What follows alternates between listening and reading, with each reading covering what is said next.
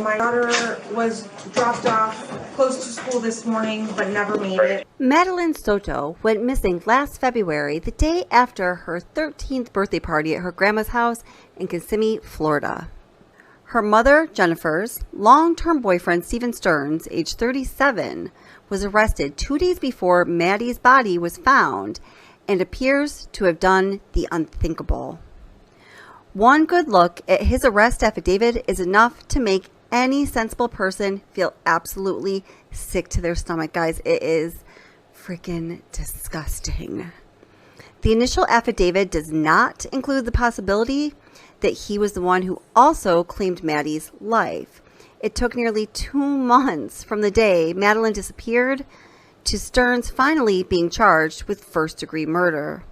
He is currently awaiting his first trial, the CSAM trial, which is almost sure to land in a conviction. I mean, it's absolutely gotta land him a conviction. Guys, if you haven't heard, wait till you hear about the pile of disgusting, despicable evidence that stands against this man, this monster. Madeline disappeared on February 26th, less than 1 week after her 13th birthday. It's believed that she was killed after her party on Sunday evening or in the early morning hours of Monday.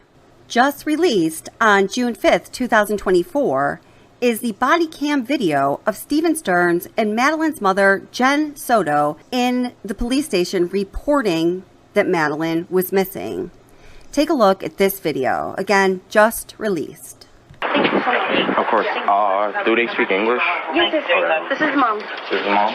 Okay. Hi there. Hey there. Hey there. What's going on? So my daughter was dropped off close to school this morning, but never made it. I went to pick her up from school. I'm sorry, one second. Yeah. Go ahead, sir. Are we looking for another kid or we have a kid?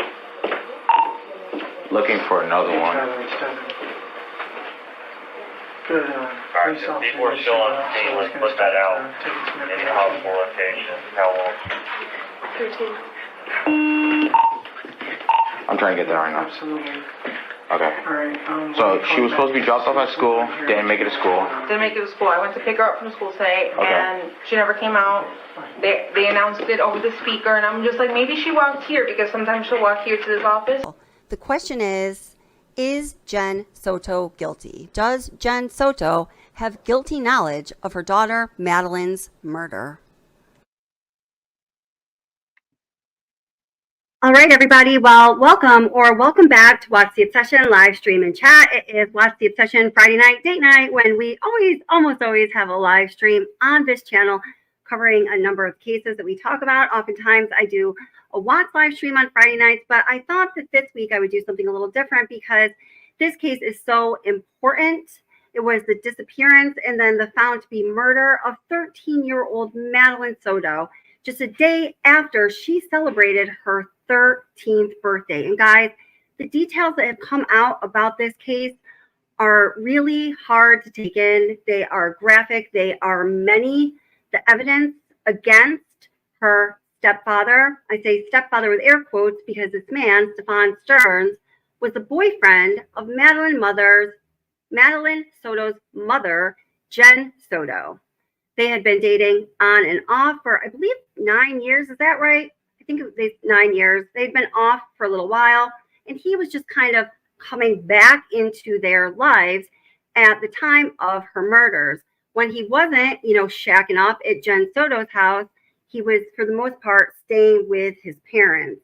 So the massive evidence that has come out in this case is not necessarily towards the murder of poor, sweet Madeline Soto, but it has to do with the abuse and exploitation that she suffered at the hands of Stephen Stearns for a long time before her life was eventually taken. And it seems that, yes, he is the person that took her life. The question here is, does Jenn Soto have guilty knowledge of what happened to her daughter, Madeline? Now, when I was following this case and this question first came about as being a serious question that everybody was asking, my first response just really came from, I guess, the heart of being a mother. And it was like, oh my God, no, of course she doesn't.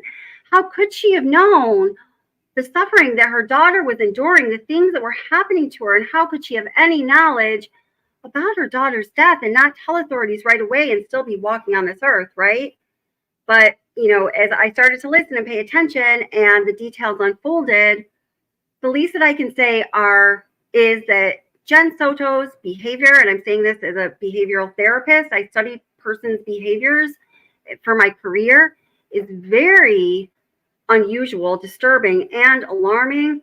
And a lot of the things that she said have caused a lot of people to ask these serious questions, like, is she guilty of something horrible having to do with her daughter's murder? Does she have guilty knowledge? So in addition to looking over some other evidence that has come out about this case, we're going to be watching a couple clips from friend of the channel, Deception Detective.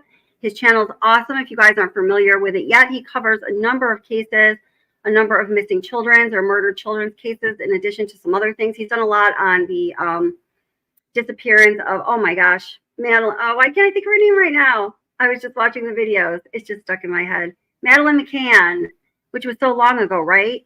That is a case that's still yet to be solved.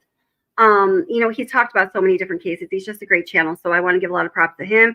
And also, I don't know if Guilty of Crime is in chat right now. I saw her for a moment. I put a link to her channel in the description box because she has covered this case at length, all aspects of this case. This is one of these cases that I've been following ever since any information came out about it. But, as a creator who's kind of, doing most of the creating material on this channel myself, there's only, I can't cover every case as much as I want to, but this case definitely deserves some attention. So that's why it's given a Friday night spotlight spot so we can talk about this. So now Kayla here, and welcome to everybody who's here. I'm so glad that you're here. Welcome, subscribers, members, people just checking us out for the first time. Please hit like and subscribe. You might want to come back. I know we're going to want you to come back. So give the channel a chance, and I hope you're having a good time in chat. And also, who is somebody that I missed? I don't know. There was a group of people, just flew it on my mind again. But I want to highlight a few comments here. So Kayla, and welcome, Kayla. How are you doing? Whoops. Let's see. Says, Kayla M. says, is she facing charges? She's not facing any charges at this time. We can say that. I would be shocked if there are not charges that are going to be coming forth towards this woman, Jenn Soto, for having guilty knowledge, I guess is the best way we can say it, of, what happened in her daughter's murder. And I mean, it could be more than guilty knowledge. It's just, again, it's so hard for me to go there, just from the heart of a mother. It's like, man, I don't know. And Kez, I see you there. I will do what I got to do in just a second when I get over to Facebook. Welcome. Oh, wonderful moderators. Thank you so much for being here. Hey, Beach Mom, how's it going?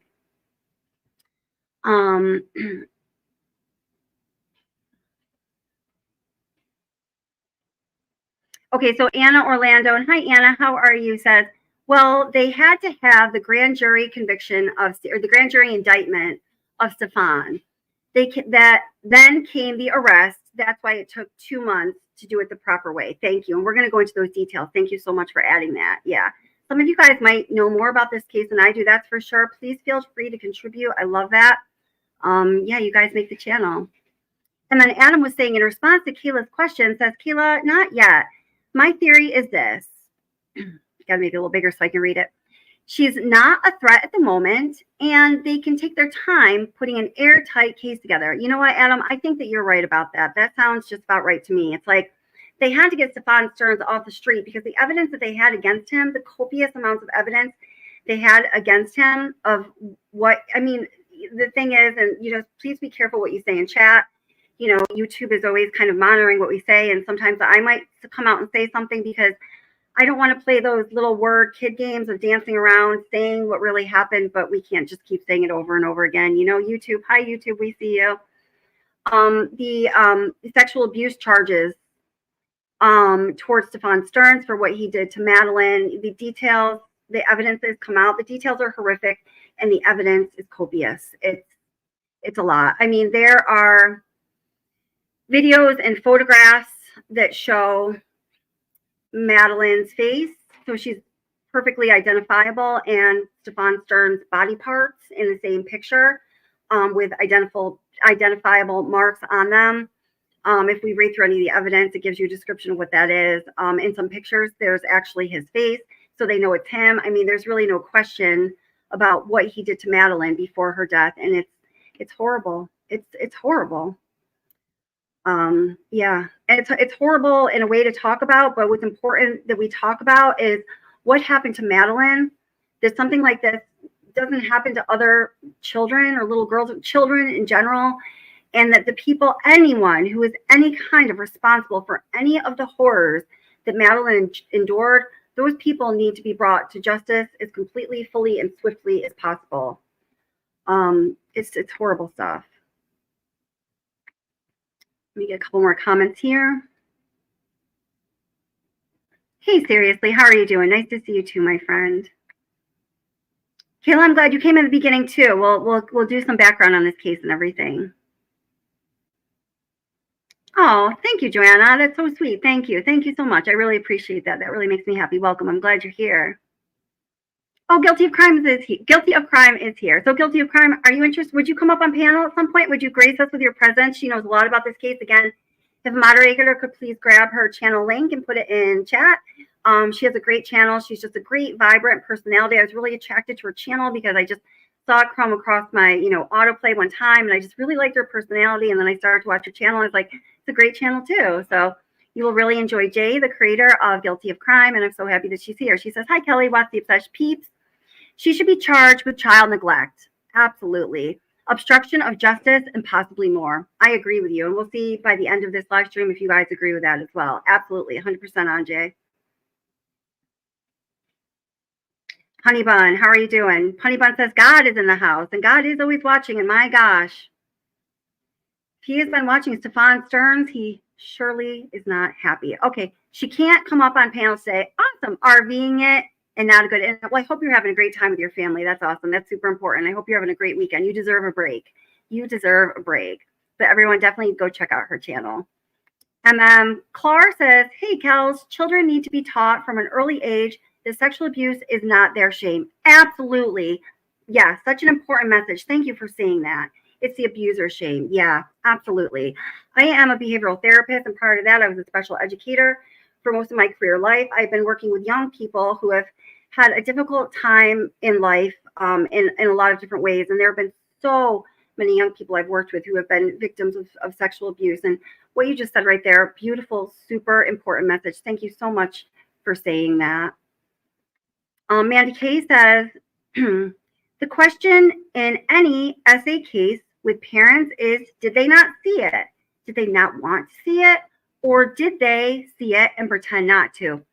That is such a great question, Mandy K, as well. I'm so glad you brought that up because also, from a psychological perspective, the question of legal guilt can be a little tricky because you can imagine, say if there's a household, if there's a child or children who are being essayed, and maybe that abuser in the home is also mentally or physically or sexually abusing the mother, let's say.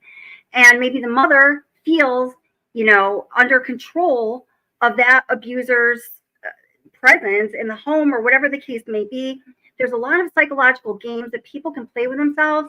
So from a psychological perspective, when we are looking at legal guilt of somebody who, like Jay said, might be guilty of child neglect in this case, well, child neglect is kind of separate apart from that, but say like obstruction of justice or, knowing things that she is not talking about, we have to look at that really carefully. And I'll tell you what my opinion is about Jenn Soto a little further down the road. Let me just bring in this clip. It's just a little 2-minute clip, a recent news clip, just giving some of the details here. Whoops, I just took it down, but let me bring it back in. And welcome to everybody who's coming in. I'm so glad you guys are here. If you could please click the like, that would be amazing. I appreciate all of you. And thank you for being here. Justice for Maddie.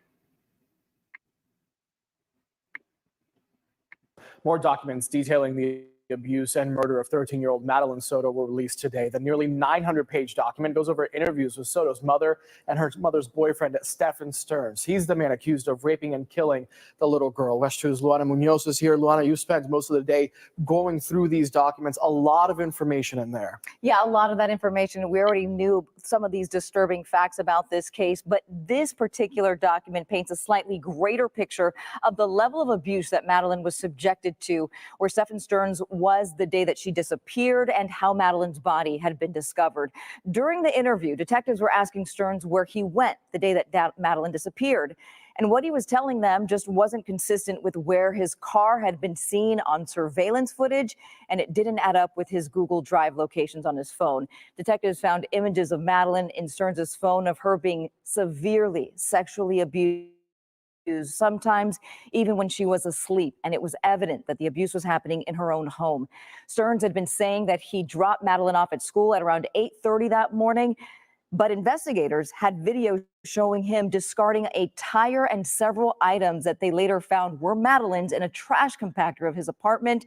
That was at 7:30 that morning. Detectives believe that Madeline had already been murdered. She was seen on those surveillance videos with her, quote, head visible, tilted on her left shoulder, and her mouth was open. She was belted into the seat. At around 9:40 that morning, Stearns' car was seen on camera going into the parking garage of a business on South Jongyang Parkway. The document says, quote, the male then walked to the front passenger side of the vehicle, opened the door, then proceeded to carry what appeared to be a limp female body to the trunk of that vehicle.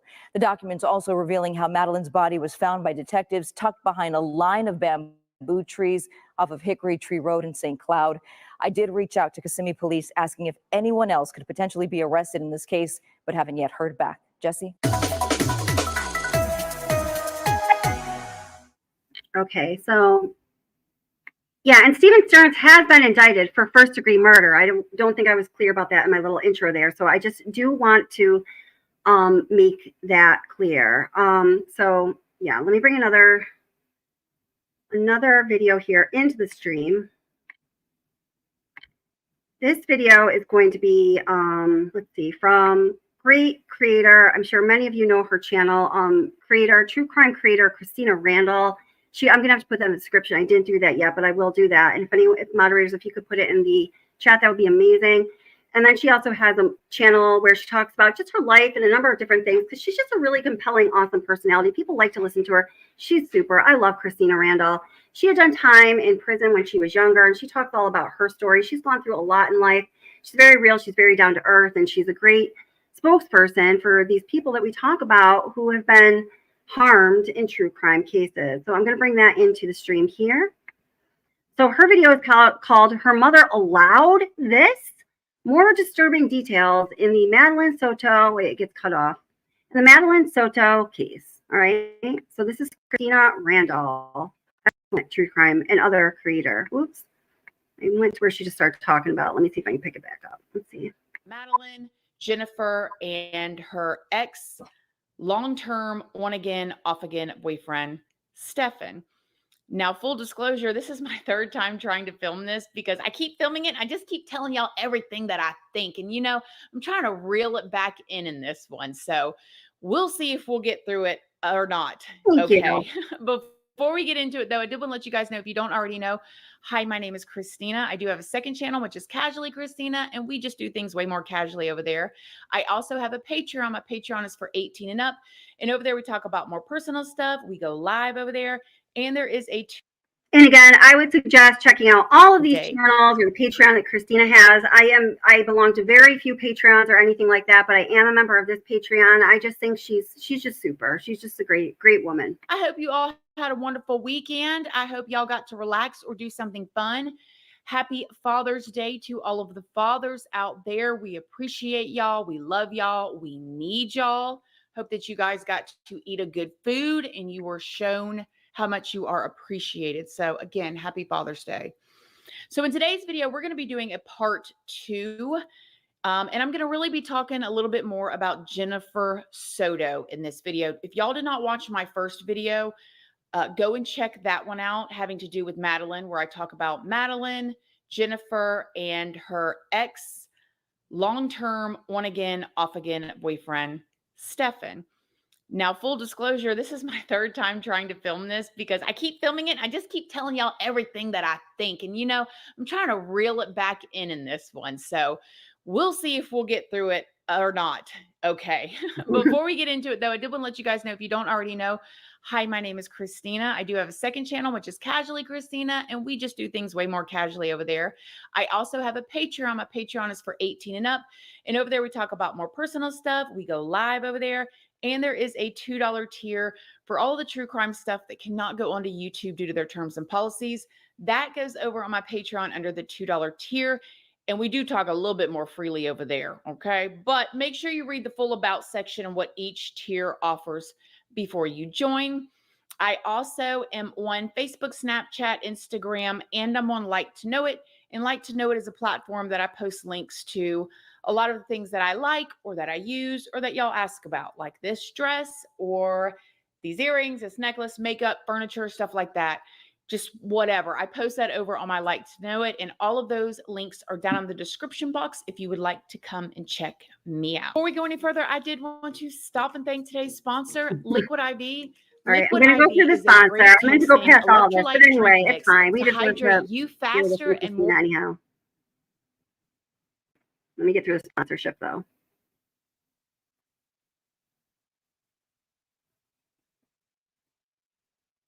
Delicious. If you want to try Liquid IV, all you got to do is we're going to try it, girl. Don't you worry. We got it. And use my code Christina Randall, and new customers can get 20%. There's 900 pages worth of documents involving the investigation with what happened to Madeline that has been released. A lot of it we already knew in a nutshell, but there's some nuggets in there that's just like, wow, that is very interesting. And we're going to talk about it today. Kind of like how, you know, Jennifer Soto's mom did not like Stefan. She didn't have a real reason to, but something about him she just didn't like. You know, sometimes mamas know. Sometimes mama's got that sixth sense or whatever, or that intuition or that discernment, and they know. So anyways, but there's been other stuff that's come out, like Stefan's childhood friends who have talked about some of his weird habits, or stuff in these documents that talks about things that Stefan did with his old roommate, just all kinds of. So I'm going to go over the highlights. And yeah, before we get into it, let me remind y'all, I'm not a professional. I pull all of my information from very public sources that is already out there. I filter it through my own words, my own opinions. Go do your own research, form your own opinions. Everything in this video is alleged. I don't know these people. Just don't show hate to anybody anywhere. So let me tell y'all a little bit in the beginning of this video about Stefan's alleged history or his past. Stefan was a real winner in my most sarcastic voice. 38 years old, could never hardly hold a job for nothing, either living between his mama's house or his girlfriend's house or whoever would let him come and stay there, okay? He spent most of his time playing with toys, little trinkets and toys and stuff, playing games that some, you know, a lot of adults play, a lot of younger people play, but when you package it all up with Stefan and the things that he was into secretively and not working and mooching off of everybody, I'm going to say he was playing with toys, spent most of his time playing with toys. And according to one of his childhood friends, he was always very bizarre. I can't even tell y'all in this video some of the things that this friend said that he did when he was a kid. I mean, very disturbing. As a matter of fact, I know, I mean, that's a really good point about this case, guys. I mean, some of the things that we learned through the discovery or through the testimony of people that knew Stefan Stearns or know Stefan Stearns, it really is so graphic. It's hard to talk about, because YouTube doesn't allow all of it. But even if YouTube did, it's just this kind of stuff when you start talking about, you get that feeling in the pit of your stomach like you want to go throw up. It's just like literally hard to talk about. It's horrible. One of the things that he said that I can tell y'all about is the fact that I guess Stefan lived a couple houses down from him. This friend in particular, his parents had horses and they had a horse barn. So it wasn't like your neighborhood house that's next to each other, but still a couple houses down from each other. One day when this friend's mother was in her bathroom or shower or whatever, doing whatever she was doing in there, she saw something outside the window. She went and got her husband and told her husband. Her husband went and loaded his you know what, and went outside to see if somebody was trying to break in or what was going on. And this is where he found Stefan, who was a teen at the time, with his camera, filming his friend's mother through the window. Mind you, he had to come down 2 houses down to their house. He had to jump a 4-foot fence to creep up to the window with his camera to try to film his mother. So already when he was a teen, he was doing little stuff like that. My mom was in the back bathroom of our house, and it's gated, it's fenced. So rarely did those blinds ever really get shut. So my mom sees somebody creeping around the awning area of our semi-covered shop, which is where both of their vehicles were parked, my mom and my dad. So tells my dad, my dad runs out there from the front and goes to the barn and, sees this person, doesn't know who it is, sneaks up on him, and there was a light switch on both sides of the overhang where the cars are parked. My dad flicks it on and has his 10 millimeter pointed at the person, tells him to turn around and startles him. And it's Stefan. And he was over there with a camera, and it appeared to be he was trying to take pictures of whatever my mom was doing in that back bathroom. We had kind of started to not really talk to each other prior to that. I think he just weird. He was just always weird. One of the things that really stuck out to me that came out. Okay, so just really quick, I just want to read this comment. And hi, Anna. Hi, Anna. How are you doing? Ann said, there is no way, in my opinion, that Jenn Soto did not know. No matter how she found out about Maddie's death, she knew. Just watch the body cam in her interviews. No sadness, no urgency, no pain at her missing. And so sadly, I totally agree with you. And we are definitely going to be diving into some of that right after Christina's video here. Yeah, good call. 900-page document that I don't know why it made me even more shocked at Jennifer, the mother, but it just did. Okay? Me too. Jennifer and Stefan were broken up when Madeline went missing. As a matter of fact, Stefan had moved out in December of 2023. He was living with his mama again. However, he would come over to the house and sleep in the bed with Madeline and snuggle so she could sleep okay. As a matter of fact, when she had her 13th birthday party at her grandma's house that Sunday, and again, if you guys are not all caught up with this. Now, let me just expand on that a little bit. So in the discovery documents, it's in mostly that 900-page dump that was done. I read almost every word of it. I had to skip some things that were a little too technical.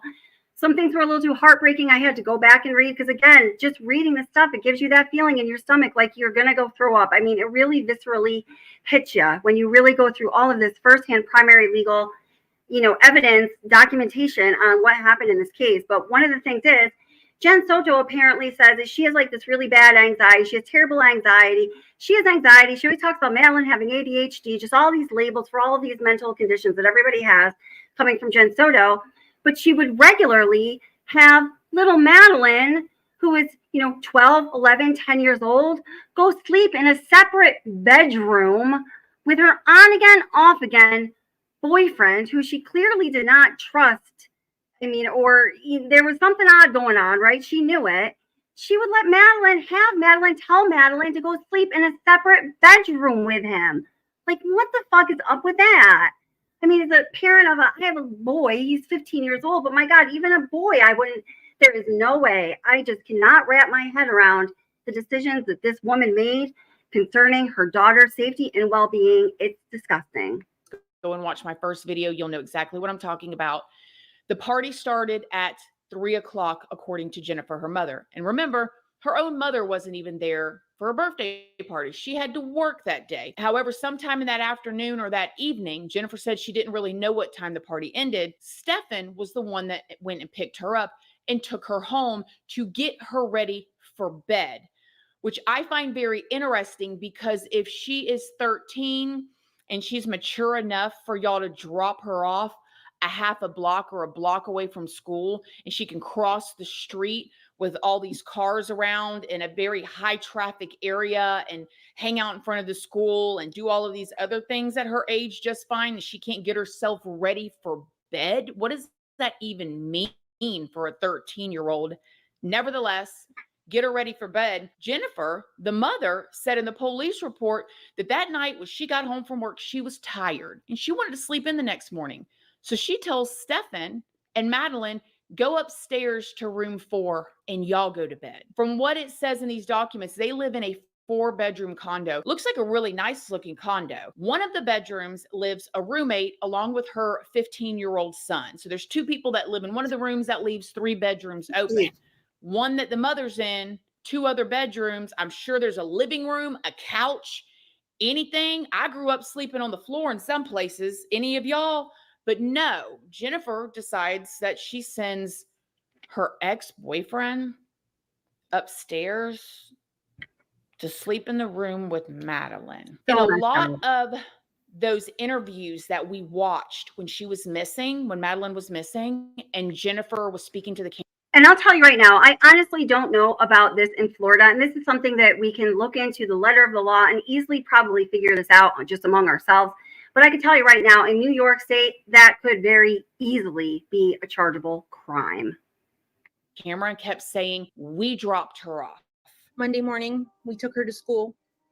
We dropped her off close to school, across the street. Half a mile. Which That's is right. It's right next to the school. We dropped her off at school, close to school. She wanted to walk the rest of the way. She even said it to the police in the body cam footage. And when was the last time you seen her? Do you know around what time? Around 8:30, 8:40 when we dropped her off. How tall is she? 5'1".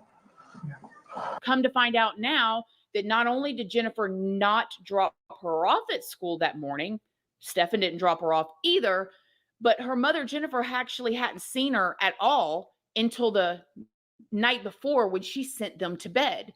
But yet she's jumping in front of Stephen, in front of the officers, investigators, cameras, the camera crews, news stations, and saying, when we dropped her off. Like, it seems suspicious. It seems like, what are you trying to protect? Something else interesting about that is when the officers was asking what Madeline was wearing that morning, Stephen started to describe what she was wearing, and Jennifer corrects him.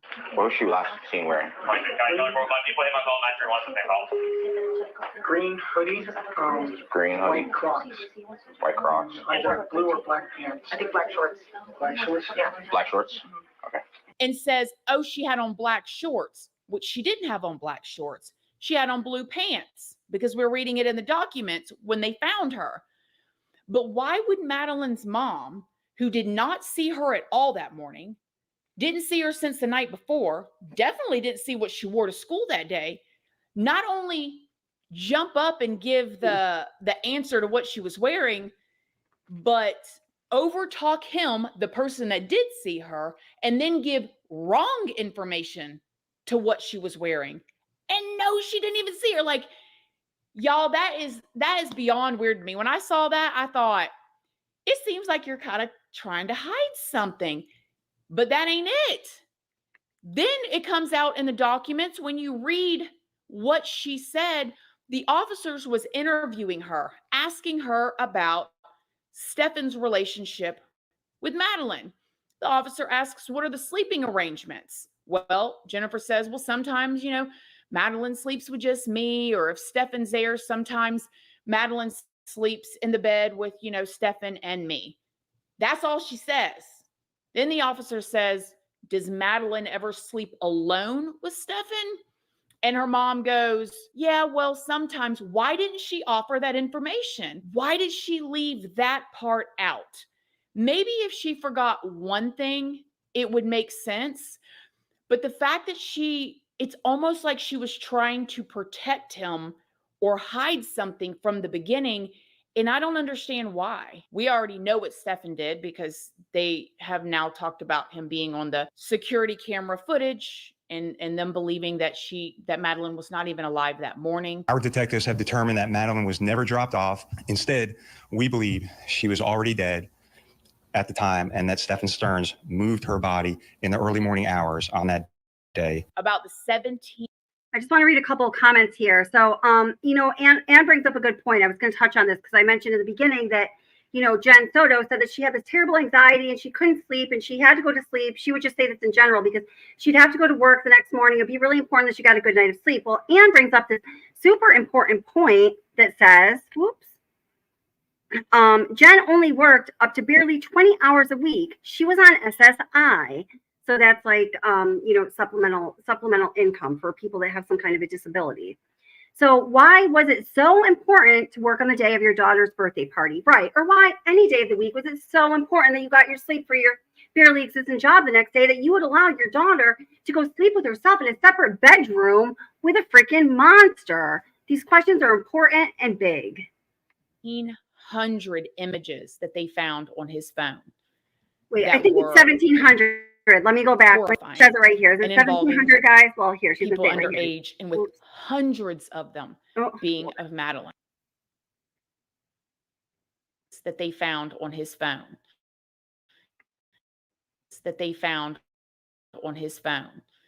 That were horrifying and involving people underage, and with hundreds. Wait, she just said the number here. And that Stephen Stearns moved her body in the early morning hours on that day. About the 1,700 images that they found on his phone that were horrifying and involving people underage, and with hundreds of them being of Madeline. And the fact that they showed Madeline's mother, Jennifer, a photo, pulled it out, bink, printed off of his phone's Google Drive. That was Madeline with Stefan's you-know-what. I can't even, in her, we'll just say face region. Shows it to this mother whose daughter is now missing. And she looks at this photo and he has a distinctive mark on his you-know-what. And she sees that distinctive mark along with her daughter's face. And the mother goes, I don't recognize anything in this picture. You don't recognize your daughter? Okay, now this is one of the things that I want to talk about, where it becomes a little difficult as far as we're talking about legal culpability, pressing charges, legal responsibility that Jenn Soto may have in this crime. So, okay, what Christina just described there is absolutely horrifying. And that's one reason I'm playing other videos and kind of letting them say it, because it's really just, it's so hard. Like, I'm just practically in tears now, just even talking about this. It's so hard to even think about what happened to this poor little girl before her life was so tragically taken just after she turned 13. It's awful. So I can understand being shown that picture and being absolutely shocked, like flabbergasted, like shocked beyond shocked belief, right? But then after maybe the police leave, you've seen that picture, you realize in your mind, it's not like your mind literally blocks it out where it's no longer accessible. I don't believe that to be the case at all in this situation. You think about it, and then you do the right thing in the name of justice for your own child, and you go to the authorities and you say, you know what? I was really shocked by what you showed me, and I'm sure you can understand why. But I've got to tell you right now that I recognize that body part, and obviously I know that was my daughter, and what are we going to do? So this bastard has to pay. And there's really no other acceptable response to that. Just like the black shorts, just like the forgetting to talk about the fact that the sleeping arrangements is your daughter and him. We also knew, and we talked about this in the other video briefly, that Madeline allegedly had been taken advantage of by somebody else when she was younger. Just from that fact alone, you would think that her mother would never, ever do anything to allow her to be in a vulnerable situation again. I mean, things happen. Sometimes things can happen like this and you can't control it. But that's not this situation. That's right. And that's why I say, in my very unprofessional opinion, at the least, neglect. At the most, yes. I hope they're doing such a full investigation. Amen. And that this isn't over, because it's unreal. In this 900-page document, they go into describing some of the photos, just a few of them, what they found, including Madeline. And almost all of them, it was noted that she appeared to be sleeping when these things were happening. Allegedly, Stefan took a very, very strong sleeping pill, Ativan or something like that. Okay. I have to believe, this is my unprofessional opinion, he was giving her something, drugging her, whatever, because of the things that was happening in those photos would have woke up anybody. Yeah. And she was sleeping. And what's even makes it even more sad, if that's even possible, is Madeline was getting in trouble in school because she was falling asleep because she was very tired. Matter of fact, in this 900-page document, one of the teachers who was interviewed said that she even reached out to Jennifer. The name's blocked out, so I'm going to say allegedly Jennifer, and said, hey, Madeline is really tired in class. And Jennifer said, oh, it's because she didn't take her medicine and this. And the teacher said, no, this is different. She's really tired in class. She was probably really tired because she was being given something at home. Yeah, there were, so many accounts from Madeline Soto's classmates and her teachers saying things like, well, one of them was just that Madeline seemed to be sad all the time. Other people said that, she would just start crying for no reason. And when you asked her what was wrong, she never gave any details about what she was crying. And then so many people saying that she was excessively tired in school. And again, I work with young people. I work with people Madeline's age. And for a number of reasons, kids will be tired. They'll put their head down on a desk. They might even close their eyes for a moment, but hey, you get their attention and, you either get them back with getting on task or you realize that there's something a little more going on here. You find out what's wrong. People send them to me so I can talk to them, whatever the case may be. But this was like chronically, she was like sound asleep in class. And that is not at all normal. And Jenn Soto didn't seem to make her flinch one bit. And her mom was like, no, Madeline just needs to do better. Matter of fact, Madeline had went and talked to her school counselor and said that this guy, Stefan, made her feel very uncomfortable. She said he just sits in the house and eats and stares at me and just looks weird. And of course, that wasn't enough for the school counselor to report anything because Madeline wasn't saying what we now know were in those photos. And it makes me wonder, did Madeline quite know? What happened the night that Madeline's life ended? Did she wake up? Did she wake up this time and he felt like he had to end her? Something else that came out in these documents is that night that Jennifer sent them two upstairs to bedroom 4 to go to sleep, around midnight-ish, he was on Telegram. Mind you, also in this room was a tripod along with some, we'll just say, jelly light. Now, Telegram, by the way, is one of those double encrypted, those like third-party communication sites. So Telegram might be something that you would use if you were transmitting materials that were not legal and you did not want by any means for somebody to find out, the recipient or the source being yourself in my description here. Like substance in a tripod, and he's on Telegram. Telegram can be used for great things, but there's also some twisted stuff that happens on Telegram. And it makes me wonder, because in one of these interviews, and by the way, I will leave the YouTuber who did these interviews linked down below with the friends. His name is Hugh Investigates. One of Stefan's friends, who was friends with him as an adult, said, man, he always had money. He always had money for these really expensive things, but he never worked. He said, I always found it weird. This guy was married and had kids. And it makes me wonder, what 1,700 images, was he trading them online? Was he selling them? What was going on? The more that comes out, the more unbelievable the situation is. As parents, none of us is going to get it all right all the time. There's a difference between being an intentional parent, I believe, and somebody that is just completely negligent. At 13, Madeline should be able to sleep without the cuddling of her mom's boyfriend. I mean, it just seems a little flip-flop and weird to me. And now Madeline is gone. So there's some highlights. There is so much more. I'm going to be interested to see what happens with this. If you don't know, Florida, where all of this took place, Florida now carries a penalty for these types of charges without murder even involved. You don't even have to end someone's life. So it's going to be interesting to see what happens. Whatever does happen to Stefan, if all of this stuff is true, because again, he is innocent until proven guilty, whatever does happen will probably not be sufficient or equal, or it's definitely not going to bring Madison back. But Madeline, we shall see. Let me know what you guys think. Do you think Jennifer's being investigated? Do you think she's just a mom who's just, working and things slipped past her?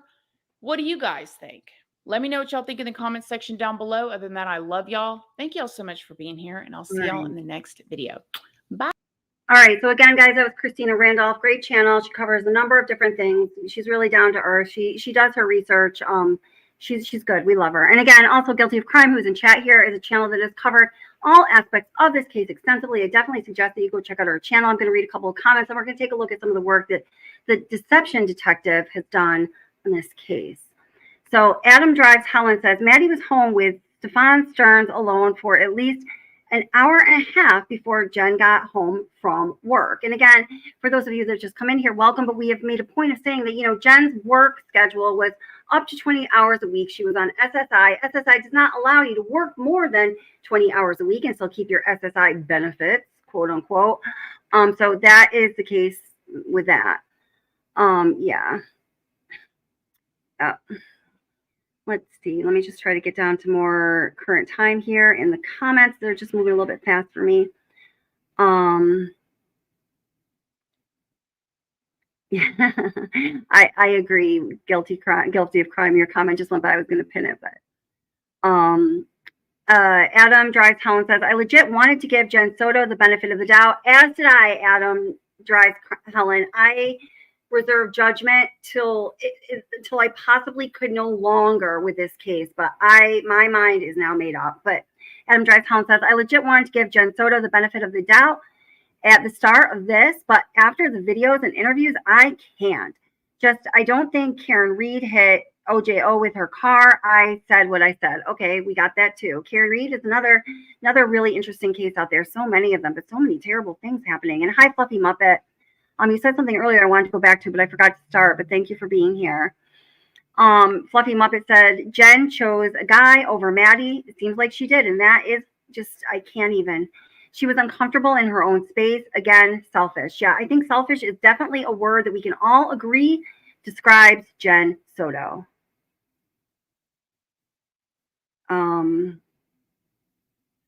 Yeah, Prosser Gang, welcome. Nice to see you. Prosser Gang says there needs to be a legal category for these types of moms. It's disgusting and mental. There really does need. I fully agree with you here, and this is an important point. I think there does need to be more clear legal construct and ramifications and descriptions of crimes that parents like this commit above and beyond just negligence, because negligence is really such a broad category. Sometimes when you're applying it as a crime to an individual specifically or a specific situation, it can be really hard, or it could be overbroad where people it shouldn't seem like they could fit in that category. But whatever way you look at it, Prosser Gang saying there needs to be a legal category for these types of moms, it's disgusting and mental. I totally agree with you. Great point. Thank you. And yay for Deception Detective. Absolutely. Guilty of Crime and I both love Deception Detective. He's great. He is an attorney trained in statement analysis. I find when I describe him, I pick up like exactly his introduction to himself, but I guess that's a good way to do it. It's how he wants to be described, and it's accurate.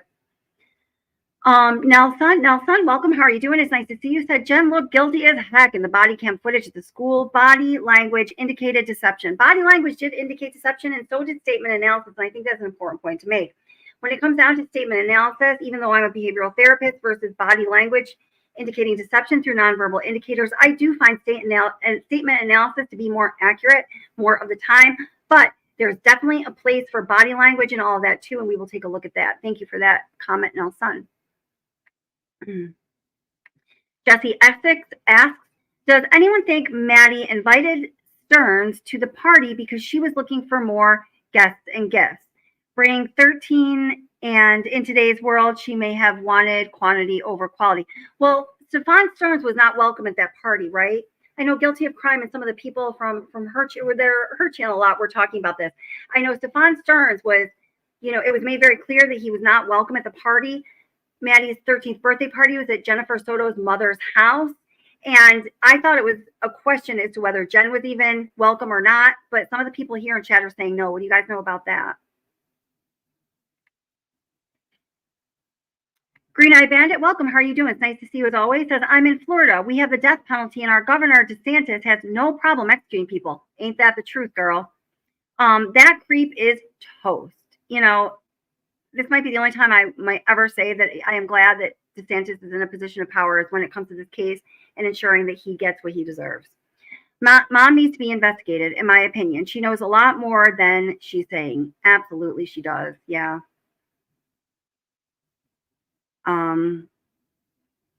Let's see.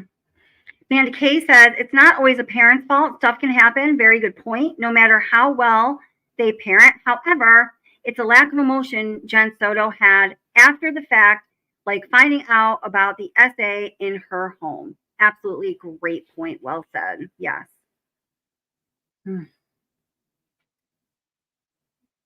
I know. I can't even read that beach bum. That makes me sad too. I just want all the best for that little girl when she was alive. Oh God.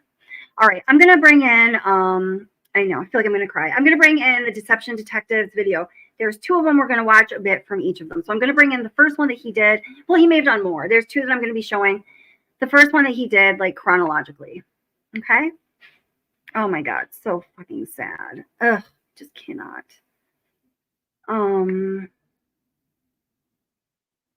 Which was the one he did first? Hold it. I gotta take a look at it so I can remember. Hold it. This one was, well, it says right here. That one was 3 weeks ago. Yeah, I think that was the first one. And that one was 6 days ago. Yeah. So the one we want is How to Think Like a Cop. Okay. All right. Okay, here we go. Again, this is Deception Detective. If you have not yet, go check out his channel. He covers a number of cases, missing and murdered children and others.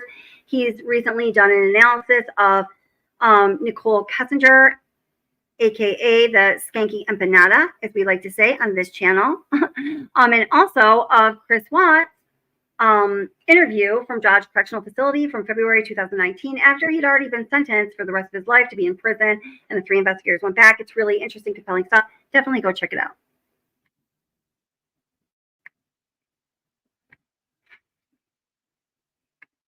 I'm Deception Detective, an attorney trained in statement analysis, and this channel exposes lies and manipulation. Today, we'll analyze body cam footage from the day Madeline Soto went missing for signs that her mother, Jenn Soto, knew what happened to her. Are you able to pick up call 931, please? Oh, before we go away, I just want to say, Kathleen Cruz, thank you so much for the super sticker. I really appreciate it. Thank you for being here and for supporting the channel, and just thank you so much, darling.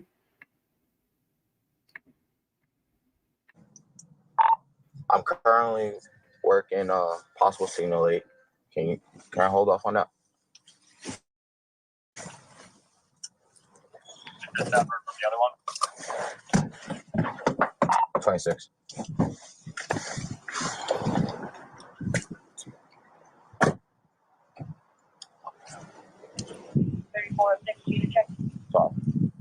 I just want to read this comment here because I actually did not know this guilty of crime. And I believe guilty of crime because she is like an expert on this case. Again, if you want comprehensive material on this case, you should go check out her channel. She says, Jenn Soto didn't attend Maddie's birthday party, funeral, or vigil. Nothing.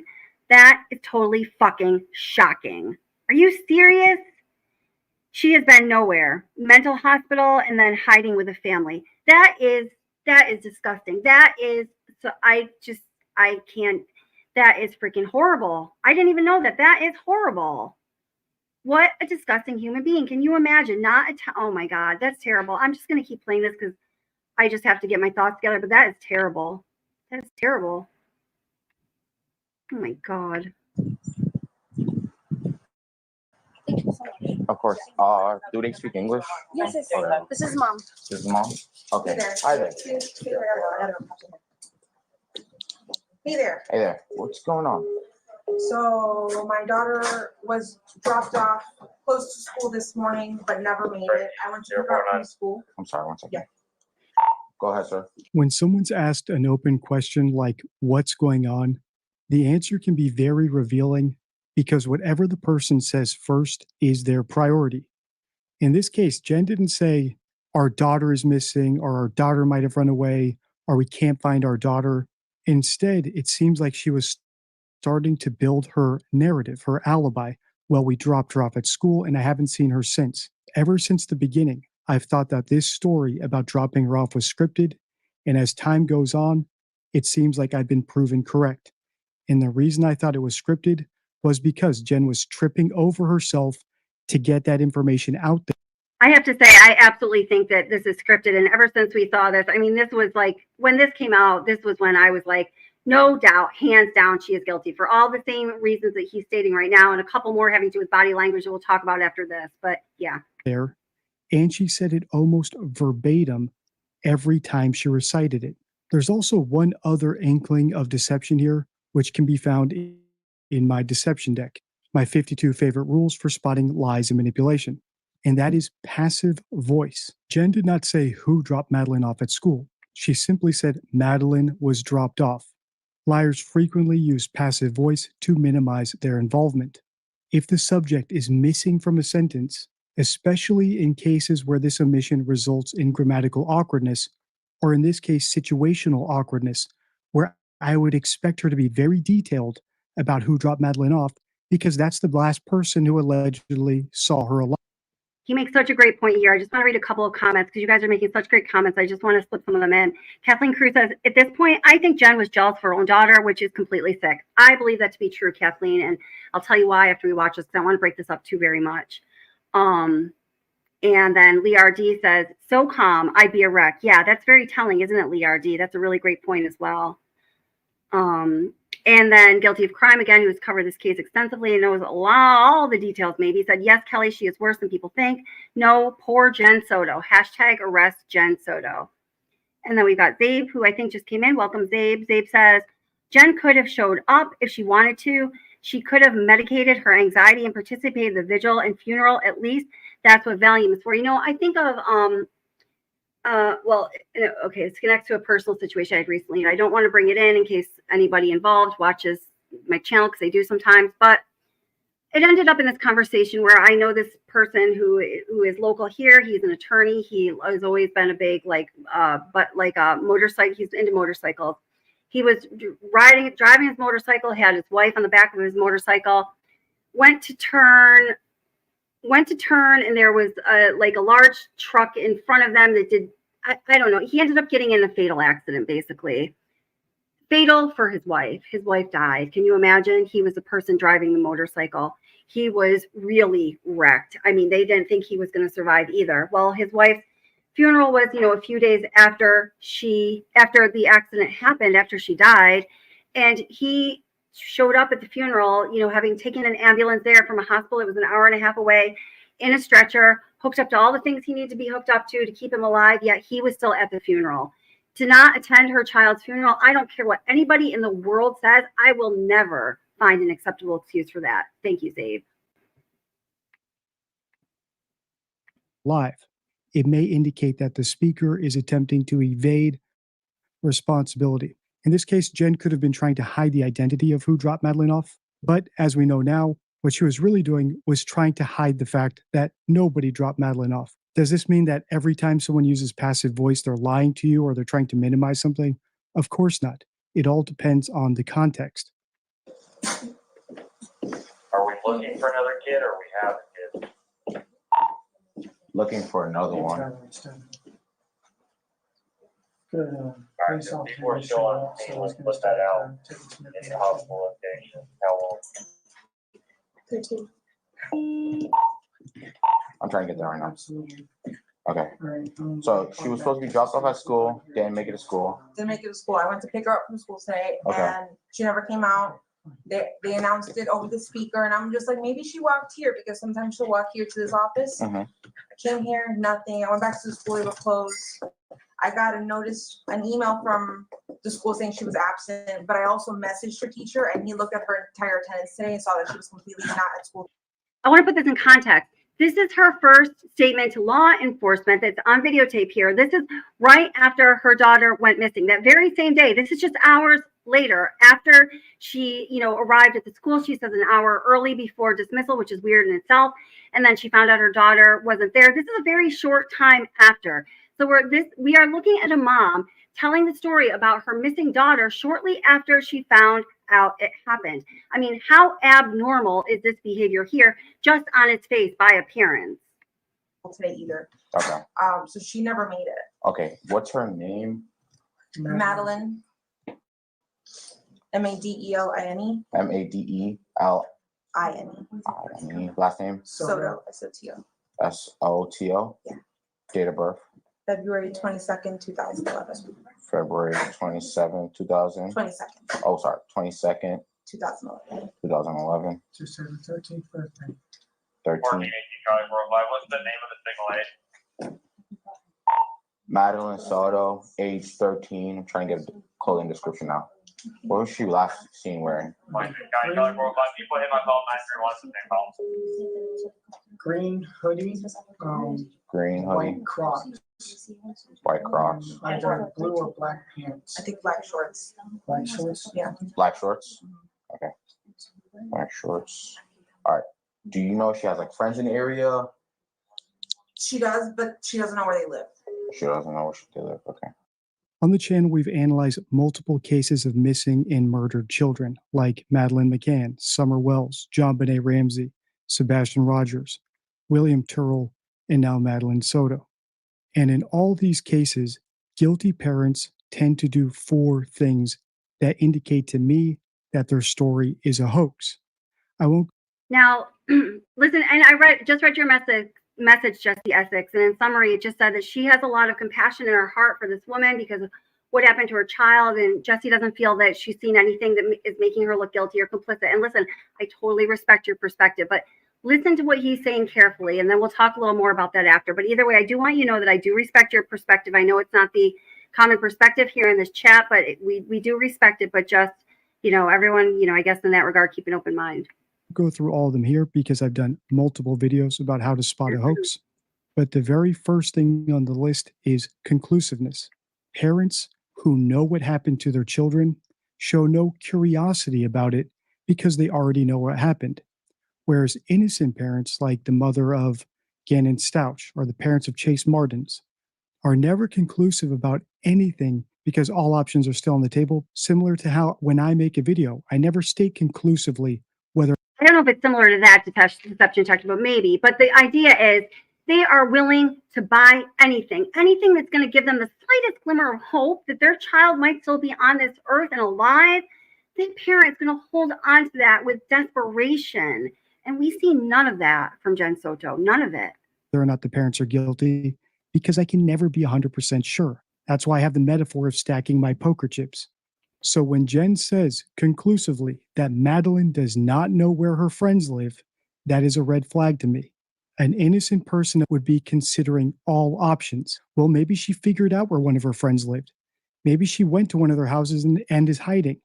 Maybe that's why she asked Stefan or me or whoever allegedly, according to our made-up story, dropped her off at school to stay a block away from the school. The point is, Jenn is far too conclusive here to be innocent, in my opinion. I asked all of them. Okay. Is this like, does she have any places that you guys know that she'll usually be at? Any friend's house? Any places that she likes to hang out? Not typically, no. Not typically? No. Okay. Just give me 1 second. Let me see if we get some. Thank you. No problem. And what school she goes to? Hunters Creek Middle School. Hunters Creek Middle? All right, cool. 125.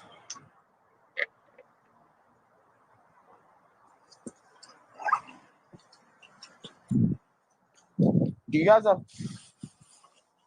a picture of her? Can you airdrop it to me? Yeah, I know. Let me see which picture. I don't know which picture. You recently probably from the birthday party, right? Yeah, but I wasn't there, so I have to look at what's up.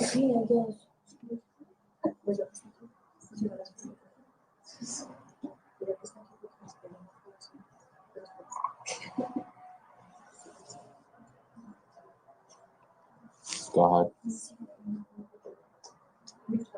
That's what I'm about to grab right now.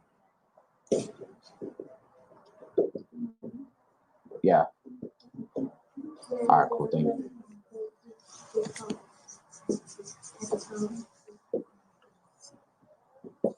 Is this a good enough picture, or do you need a whole body picture? One of the core tenets of statement analysis is that we always speak based on everything we know. So sometimes when we're trying to answer a question deceptively, the truth slips out. It's simply a consequence of memory being more powerful than imagination. When this happens, it's known as leakage, and it's probably the closest we'll ever get to mind reading. So it's no surprise it features in the deception deck, as well as one of my most popular YouTube videos, How to Spot Guilty Leakage. So why do I say all this? Well, I think when Jenn offered to show the cop a full body photo of Madeline, that may have been leakage that she knew the way they would recognize Madeline was by her body, instead of how you would expect a missing child to be recognized, which is by their face, for example, in a crowd or on the news or in a ransom note as a proof of life. The thing with leakage is, of course, it's cumulative, so we can't look too much into this. However, my instinct tells me that Jenn's offer to show the cop a full body photo of Madeline is not something we should ignore. And since we're nearing 100,000 subscribers, and thank you to everyone who subscribed, I'll just give this caveat once again, since I like to give it every couple of videos. What we do here on the channel is teaching you how to spot lies and manipulation so you can use these skills to make better decisions in your own life. When it comes to locking people up in prison, we need to prove it beyond a reasonable doubt. All that said, if Jenn Soto were to move in to my neighborhood, you would not see me walking up to her porch with a welcome basket. I like how he says things like that. You know, he's an attorney. He knows he has to be careful what he says. If Jenn Soto, let's just say if Jenn Soto were to, move into my neighborhood, you would not see me walking up to her door with a welcome basket. I like that.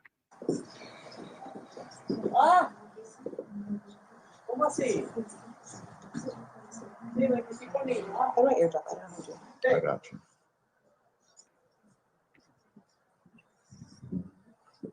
Okay, where's the photo? Right there. It's on WhatsApp. This one.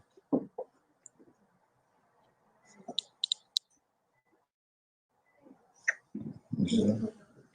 I saved it to my photos, so you could. You saved it to your photos? Yeah, we can just go straight to the photos.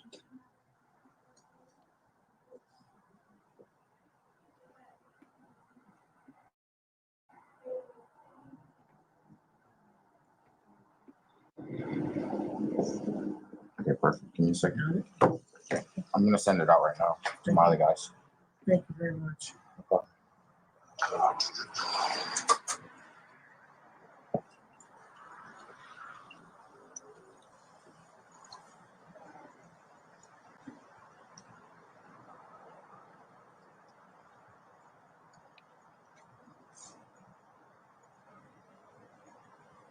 The body cam footage is split up into parts, so now we're starting part 2.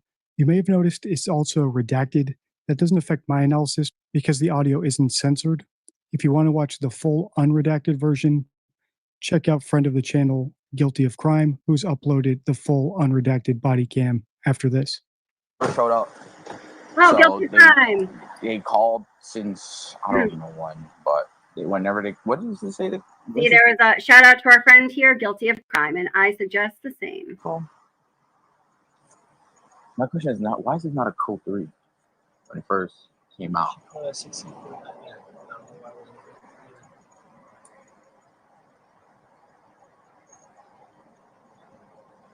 Yeah, so that last time she was seen, it was early this morning, like 7 o'clock.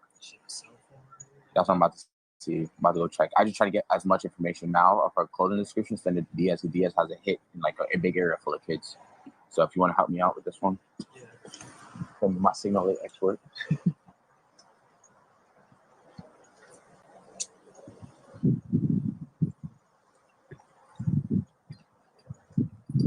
So I just want to pick up this comment here from Jesse X. It's really saying if there was proof, she would be charged. Well, I tend to think, and again, we don't know. And again, like I just said, Jesse, we do respect your opinion. I think it was Adam Drives Helen said earlier that person's belief is that, they don't have to get, if Jenn Soto, if the authorities do suspect Jenn Soto of having guilty knowledge of what happened to her daughter, Madeline, they don't have to get her off the streets right away. It's not like she's a threat to humanity like Stefan Stearns is after they found out the horrible things that he had done to Maddie and to other children.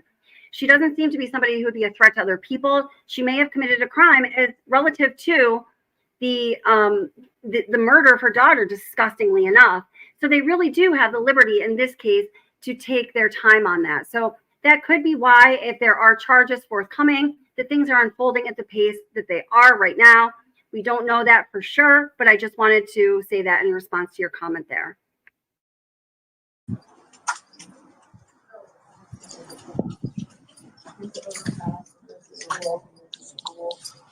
Well, okay, and then this is equally as more important point the guilty of crime makes here. Well, I think the point that Adam made earlier is important too. The proof is that she lied to police and hindered the investigation and handed her daughter to the devil. Well, that is in part fact and also informed perspective, but I just wanted to share that as well.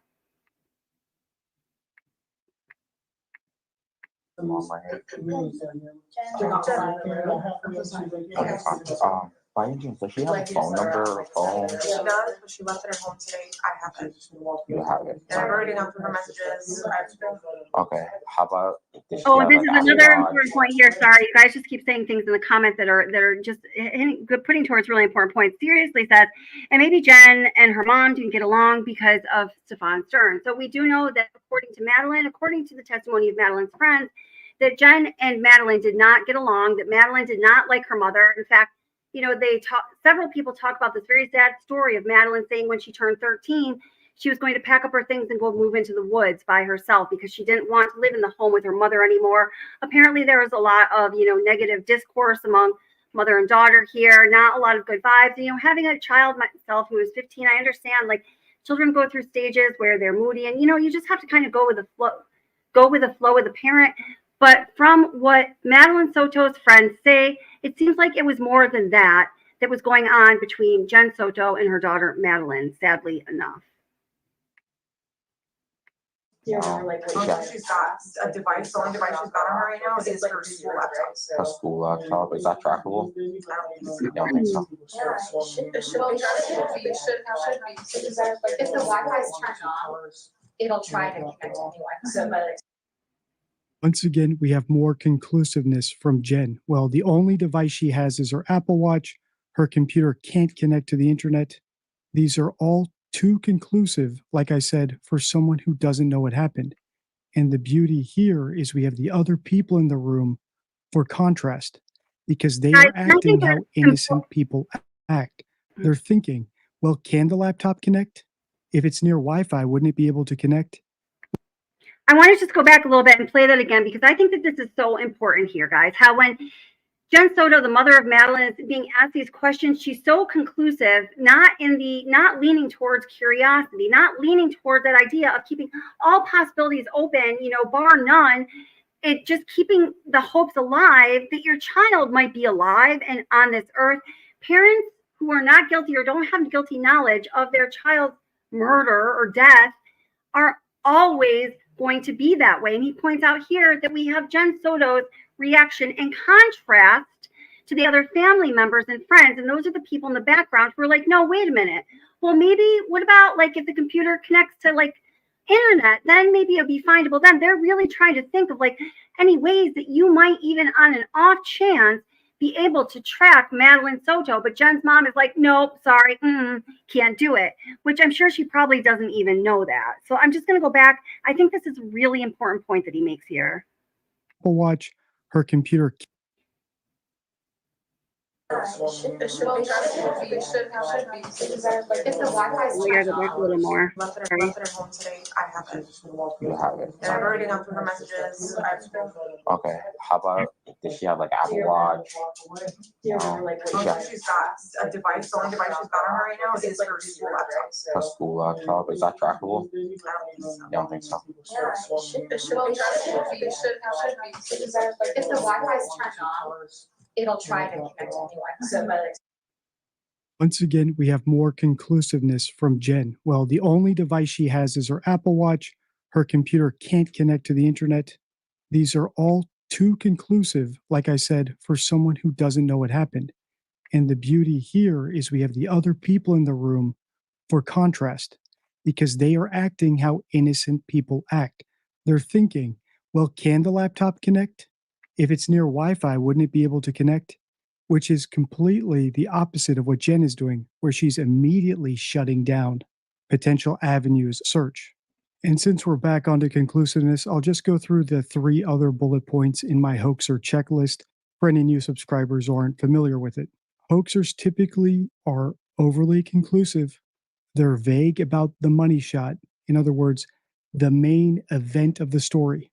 They're reticent about the money shot, and there's a big difference between their displayed and their reported emotions. And I'll explain that more after this next segment. Circle here. Well, if she know all the history of LA, she was hanging out. Possibly, I don't know. She got dropped off. She was like, so she's embarrassed by his car. So she didn't want to be dropped off at school. She wanted to be dropped off like half a block away so she can walk. It's an interesting, she's in a phase. But he dropped her off half a block away and drove away. Did she ever go to school though? No, we called She school. was walking in that direction, she was rifling through her backpack, just looking for something. I thought maybe she was just looking for headphones before she got the walking on. Yeah. But she was just kind of, shambling over in that direction. It looked the same as any other morning. Okay. What was the last thing you asked? If she went to school, So I got confirmation from the school that she never made it. They sent me an email saying she didn't make it. But I also spoke to her or emailed one of her teachers directly, and he looked at all her attendance for all her periods and told me she didn't make it at all today. Okay. Say it again? No, she's supposed to have a book bag. She was supposed to go to school, but didn't go to school today.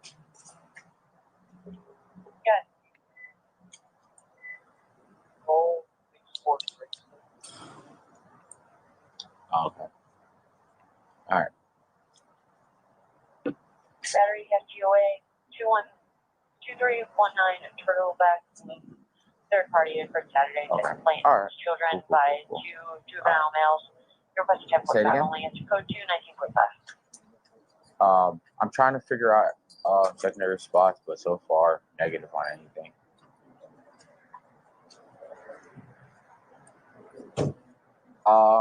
Yeah, you could be 51 to me. All right, cool. While we have a break from the interview, I'll quickly address Jenn's body language since I've had so many comments about it, especially after my first video of her news interview where she was shaking uncontrollably. As I've said in previous videos, body language is useful for overt communication, like I'm doing right now with my hands and my face, or for detecting involuntary reactions. Like if I fold my arms, I might be cold, I might be nervous, but it's not useful for spotting deception.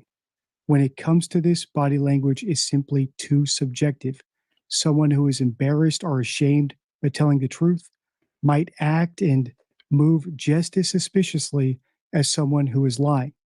And even if you believe body language has some deception detection value, I encourage you to ignore it anyway, because the risks of being misled or manipulated by body language outweigh any benefits it could possibly have. And when it comes to I think he spotting makes a hoaxers, good point here. I don't think you should ignore. He says, I encourage you to ignore, the body language, those, nonverbal communicators. I personally don't think you should do that, but I do think that statement analysis gets more to the point in identifying deception. Absolutely, for sure. I think he's right about that. But I do think there is great value in observing body language. And after we hear what he has to say, we're going to take a look at that as well, because I think in this situation, there is great value in that as well.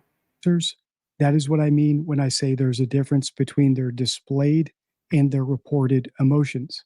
For example, people who I consider to be sociopathic and psychopathic, like Amanda Knox, O.J. Simpson, and the Wells, are able to act very sad and very convincingly.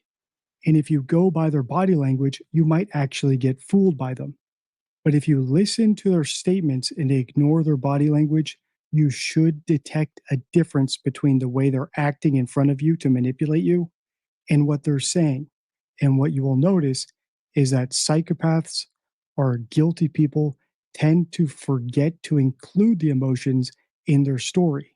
In this case, Jenn hasn't told us that she was running around frantically looking for Madeline.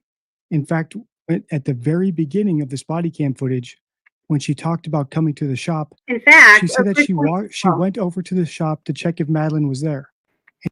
And he says she walked there. Why not? If your daughter's missing, pick up the phone and fucking call. Like, do everything you can to get to the bottom line as quickly as possible. And let's see, which she's makes a good point, saying not having a photo of your missing child ready to go for law enforcement says a lot about a mother. I mean, I tend to agree with these things that you guys are saying, my friends. And also, Jesse Essex, I think that guilty of crime realized, the statement, handing her child over to the devil is hyperbole. Yes, she's very, very intelligent. I think that, she's been really deeply involved in this case since it began. And I'm sure that she has some pretty strong feelings about, what happened to poor Madeline and that people should pay the consequences that are due. So I just think that's what that's about. I just wanted to say that. Of picking up the phone and calling and saying, hey, is my daughter over there? So no matter how nervous Jenn acts now or shifting side to side, it's not going to influence my opinion of her innocence or her guilt. And if you want to see my full thoughts on this, check out my video, Can Body Language Expose Lies? Yes, Sector 4 units prepared a copy of local OPD at Yeah, it said negative on that hit at the park. Way, So reference a 21 to a vehicle. Pursuing local, reference a 21 to a vehicle. I think Going black to be shorts. An unknown male, gray hoodie, and Sausage, black black pants, shorts, black and ski mask, white and black Crocs with gloves. socks. No further information. 1064, 1946. And when was the last time you seen her? Do you know around what time? Around 8:30, 8:40 when we dropped her off. How tall is she? 5'1". Weight, 110 pounds. 110, 112. hair color, Blonde, like a dirty blonde. like a dirty blonde. Yeah. Okay. Eye color. Blue. Does she have any markings on her, like any scars or She anything has like that? a distinctive beauty mark on her face On here. her face. On the face, like below the nose or near the nose. Yeah, like right in that area there. It's very distinctive. You'd know it if you saw it. Big. Any other scars or anything like that? Which one? Scars. No. Tattoo. Tattoos. No. You'd be surprised. Did you put out the description? I put the top part out. I didn't get the rest of the stuff yet, so I can put it out. County 3042.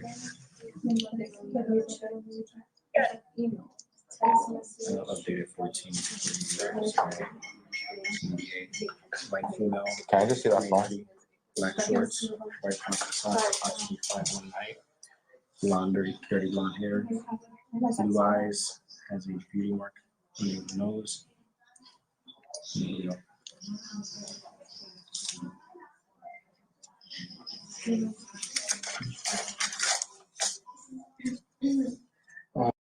If you're a member of the channel, you've probably seen my 911 call checklist. And lots of people are surprised when they see that being polite and patient is under the guilty column. In other words, when someone's experiencing an emergency and they're overly friendly with the police and very accommodating, like we see here with Jenn and Stefan, is a red flag. And what's more, when I hit play, listen closely to how cheerily Jenn answers the phone when the principal of the school calls her. In fact, she goes out of her way to say that she's fine and asks the principal how they are doing. Remember, at this time, Jenn is allegedly the mother of a girl who's been missing since 8 that morning, about 12 hours ago. And what's more, she went missing when she was on the way to the school managed by that very principal. If you were the mother of a missing child, would you be answering the phone this way? Would you be trying to make friends with everybody? Or would you be grilling them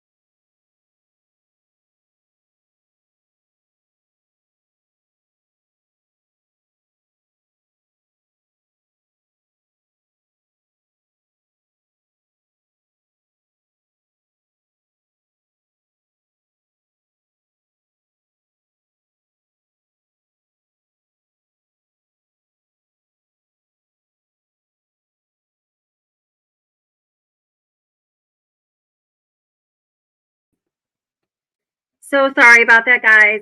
I'm so into this, I didn't even notice that my computer power was running low. I had to plug it in. I'm so sorry. Let me bring that right back in. I'm really sorry about that, guys. I just got so into it. Let's see, was it this one? No, it was like how to think like a cop. Here we go. All right. Bear. Empirically, innocent callers and innocent people experiencing emergencies are very urgent and actually rude. So when I hit play, listen to how Jenn answers this phone call. I'm getting a random 407 number. Okay. Hello? Yes? Hi, Principal. I'm okay. How are you? No, police officers here right now. Get started in the Yeah, I'm trying to see if I can find her paperwork. Does she have any social media or anything like that? She has Instagram. right here. Try it. It is very good. Just family, Thank you cousins, so much. I friends. definitely appreciate it. Right here. That's her profile? Yeah. Little piggy. She also has a YouTube page. Okay. Any Snapchat or? Right? She plays games. No, that's Yeah, not she plays games. She plays like Minecraft.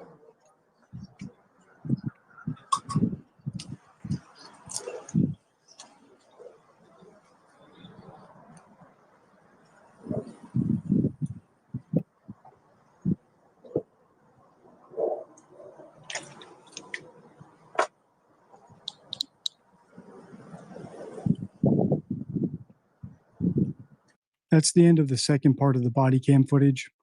And I think the rest of it is mainly just canine units searching for Madeline's body. So to wrap up this video, I have one more interesting thing to show you.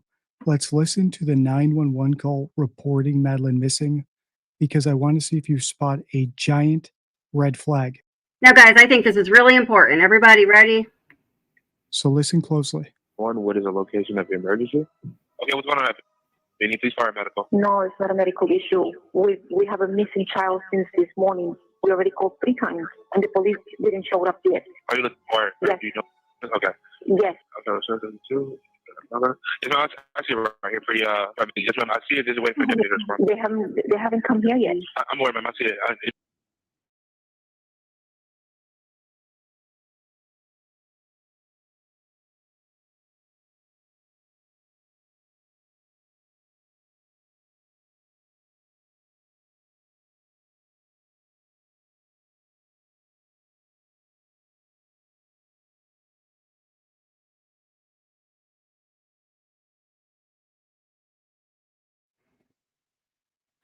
So sorry, guys. Oh my gosh. All right, let me bring that back in. Sorry about that. I don't even know what just happened there. All right, just one sec. Because we got to hear that 911 call. All right, here we go. Let me go back just a little bit. All right, what's wrong with this 911 call? Pretty, yes, ma'am. I see it. There's a way for a deputy to respond. They haven't come here yet. I'm worried, ma'am. I see it. It's waiting for a deputy to respond. We're waiting for a deputy to respond. Yes, ma'am. And how long more do we need to wait? It's a child missing. I understand that, ma'am, but I'm just not able to give out ETA. I don't know when they'll be there. So how long do we need to wait? This Ma'am, is an emergency. Ma'am, we have the information, but they're trying to get to someone as soon as possible. So this is not important for you guys? Really? Ma'am, we're very busy in the area. Look, I understand they'll be there as soon as they can, okay? The red flag, of course, is that's not Jenn Soto's voice. Jenn did not report Madeline missing once. There were 3 calls made by people other than Jenn about Madeline. Another good thing about this 911 call is you can notice the contrast between this caller, who I believe has no idea what happened, and Jenn. It goes back to my 911 checklist. Whereas Jenn is polite and patient with the police, this caller, while not being totally rude, or maybe as rude as I would have been if my kid were missing, is urgent, and they are demanding. And that is actually how innocent callers act. If you want to listen to the rest of the 911 calls, check out Duty Ron's channel. Link is in the description Yep, below. or I'm sure it's probably on Guilty of Crimes channel as well. So that was the first video that I wanted to show you from not Guilty of Crime. Yes, go check out Guilty of Crime too, but from Deception Detective. All right. So actually, let me bring in a couple of your comments here, and then we're going to go. I want you to listen to a little more of this next one that I think is even actually more compelling. And sorry about those little technical difficulties. Thank you guys for being patient. I appreciate you guys. Thank you so much. Let's see.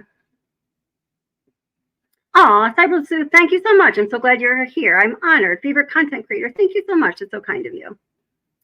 Judy Ron is OG. Yeah, Judy Ron is great. Yeah, totally. Yeah. Thank you, Lee RD. You guys are great. And you know me. You know about me. You know about what I do sometimes. Sorry. All right, here, let me just bring this other one in. Well, let's see. Gail says, hi, Gail. How are you doing? I've been reading your comments. Says, makes me sick how Stefan shamed Maddie for the beauty mark. And yeah, I know. He's just, everything about that man is heinous, absolutely heinous. Who was it that called the police? Do you know who called the police guilty of crime? I don't even know who it did. Didn't the grandmother call? Wasn't she one of the callers? There were 3 callers. Jenn was with at least one of them, right? But she was not the caller. That is so weird. You always have a good guess, Lee RD. Which one is it here? I just gotta see which one I gotta bring in here. It is called. Oh wait, I gotta pull it back up. No big deal though. I can do that super quick. Minimize, maximize, minimize. All right. And here we go. So, let me bring it in. So this one is called Manipulated by a Psychopath. And again, this is Deception Detective. So let me bring this one in here.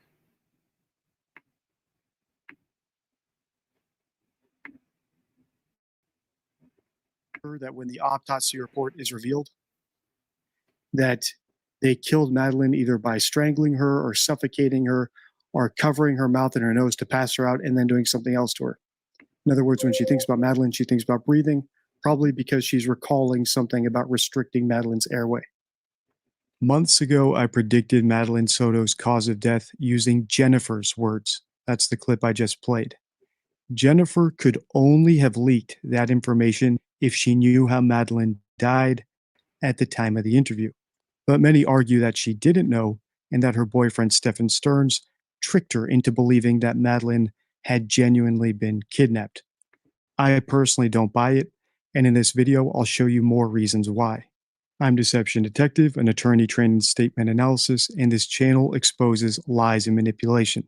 Today, we'll analyze another interview Jenn did before Madeline's body was recovered for more signs that she already knew Madeline was dead.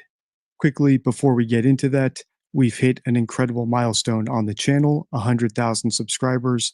This journey from starting my channel to leaving YouTube to coming back has been amazing, and I am grateful to each and every one. I think that if Guilty of Crime's messages were getting removed, Guilty of Crime knows that we love her, and I just, of course, pinned it. I think maybe not saying the full, I think the mods are looking at maybe not saying the full name of the people who called. That's my fault because I asked for the information. But if any comments are removed on this channel, it's always something like that. It's just to protect everybody because we love y'all. So, yeah. And thank you, moderators. You guys are always awesome. And thank you, Guilty of Crime, because you're just awesome. Of you for subscribing and watching my videos. I actually chose to mark this milestone with this particular case because of something I said in the first part of this series. I want them to be afraid. And I wish my channel were larger so that Jennifer Soto and Stephen Stearns would have been too scared to do this because they knew someone like me or one of the members or subscribers of my channel would be onto them. Maybe the next Jenn Soto or Stephen Stearns will stop and think twice because they know all of us are watching. Jenn, go ahead and tell us what's going on with Maddie. Well, Monday morning, we took her to school. We dropped her off close to school, across the street from a church, which is it's right next to the school. She crossed the street and walked to school, what we thought walked to school. My boyfriend who drove her to school drove away at that point. Um, it was seen on video footage that she hung out in the parking lot of the church for a few minutes and then got up and walked towards the school. But she never made it that walk and that was around 9 a.m. when she got up. She never made it to school after that. It's right next to the school. I don't know why she didn't make it. I don't know if something happened on her walk along the way or if she got taken, but she never made it. I've already pointed out all the signs of deception in this story in other videos in this series, so I won't go over all of them again here. Instead, for this video, let's assume that Jenn believed this was a true story because Stephen Stearns fooled her. Could we still determine if she had guilty knowledge? Yes, and the first sign is that she told this story at all.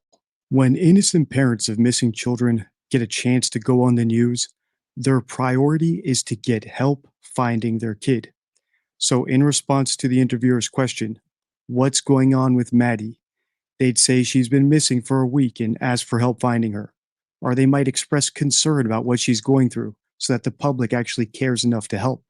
How did Jenn respond? She spent a minute reciting a scripted alibi story, which is an unusual priority whether she believed the story was true or not. Let's keep listening because it gets a lot worse. She never made it that walk and that was around 9 a.m. when she got up. She never made it to school after that. It's right next to the school. I don't know why she didn't make it. I don't know if something happened on her walk along the way or if she got taken, but she never made it.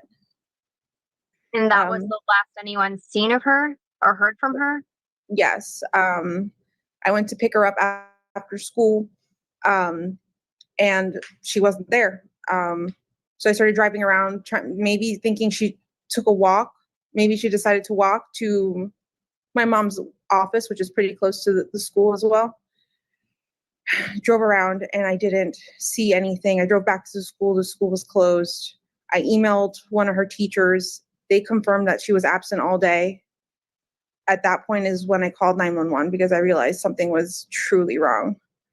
Have you heard from any of her friends? Has she been active on any social media?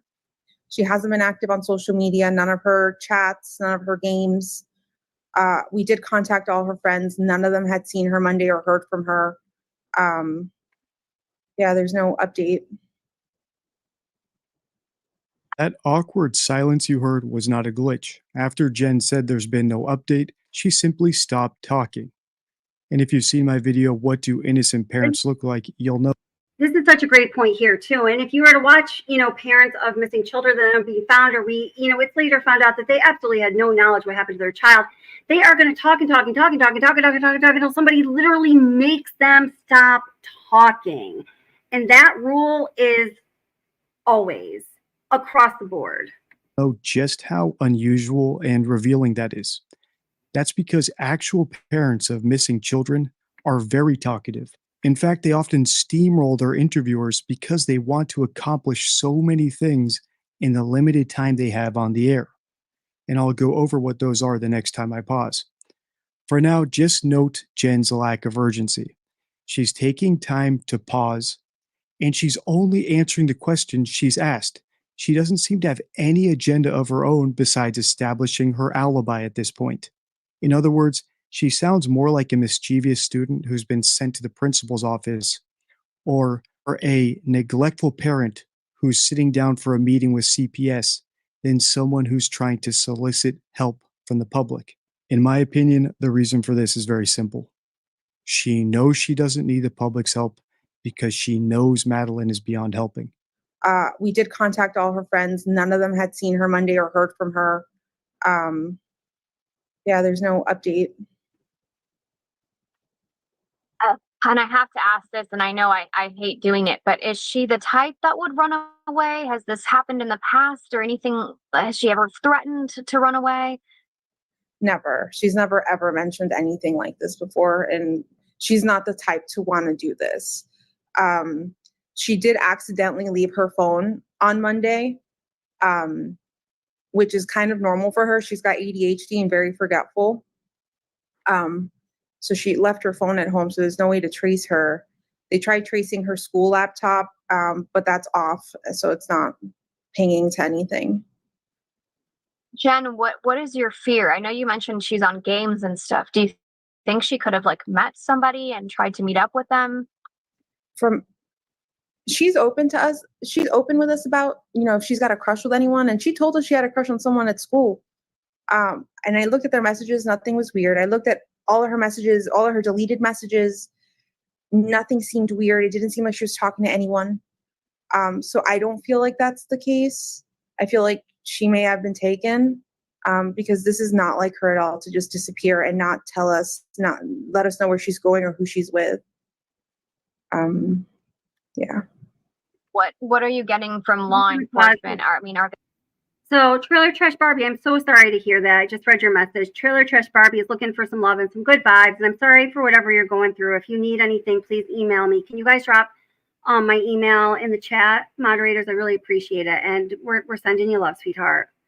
And then the other thing I just want to say about what we're watching is I would love to see an interview with this newscaster right here. I think, understanding what her perception was of Jenn Soto as she was doing this interview, I think that would be very interesting and valuable. Are they actively searching for her? I mean, what happens now? I mean, especially that she doesn't have her phone with her. So as far as I know, they're conducting a search around the school. Behind the school, there's a Shingle Creek. There's a wooded path area that you could walk. It's a hiking path. They are going back there with their canine dogs. They've taken a piece of her clothing to see if they can trace her scent. They're also taking their own vehicles. I'm not sure what type of vehicles, but they're going into the woods to search for her. But I don't feel like that's going to find anything right there. Like, this has bothered me as much as anything that she said right now. They're going into some kind of vehicles in the woods. I don't know what they are, but I don't think that's going to find anything, though. And again, it just goes to the deception detective's point that a parent who doesn't know anything about their missing child, that wants their missing child back desperately, is going to leave all options open. They're never going to say anything like that. But just the way that she says this here, guys, watch this. I mean, this really bothers the crap out of me. But I don't feel like that's going to find anything right now. We've had people all day on that trail sending us photos to see if anything there looks familiar and like her personal belongings, and nothing is hers. So I'm not sure. I'm not sure where to go from here. I'm just contacting the news to get the word out, to get some help, because I'm desperate. I'm a wreck right now. Yeah. Jenn just said she's desperate and a wreck, and I believe her. She also said she's calling news stations to get the word out, and I believe that too. But what word is she getting out exactly? As I said before, innocent parents of missing children try to communicate a lot of things when they have the opportunity to get on the news.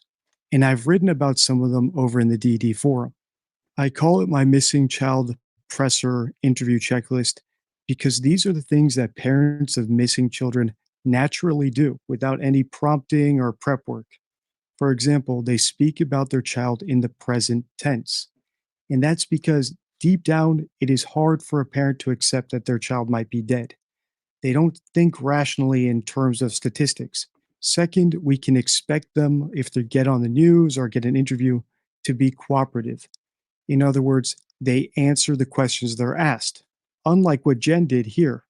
When the interviewer asked her that first question, tell us what's going on with Maddie, Jenn didn't answer that question.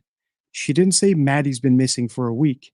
She went into her scripted narrative that we've seen her go into every single time she's been interviewed. Whether it was in my video, Does She Have Guilty Knowledge?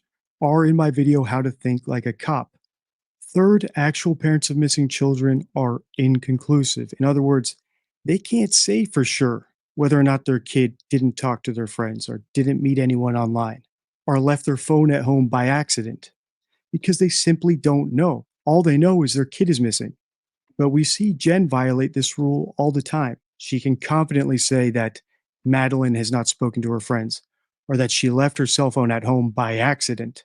How did she know that Madeline didn't leave it there on purpose because she wanted to run away?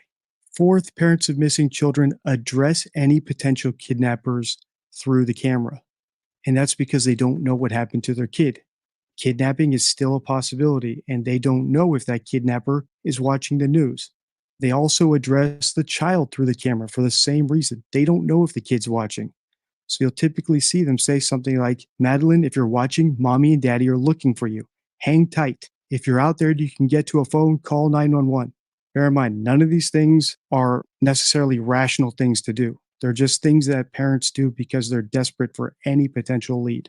Sixth, we can expect actual parents of missing children to ask for help. It's typically the first thing they do in the interview because it's their entire reason for going on TV. When a parent doesn't ask for help, we have to wonder, why are they doing the interview? Are they actually trying to find their kid? Or is this some sort of image management game they're doing? And finally, we can expect them to do some sort of call to action, like hold up a picture of their kid and say, if you see Madeline, call 911. So far in this interview, Jenn hasn't done any of these things. Her priority is herself. I'm a wreck. I'm desperate, as well as her alibi. The word she's getting out is more akin to other suspicious parents we've analyzed on the channel, like the Wells, the McCanns, and the Ramseys, rather than innocent ones like Landon Bullard or Seth Rogers. And I'll link a video about one of them at the end of this video so you can watch it next and spot the difference for yourself, because it's very stark. They're going into the woods to search for her.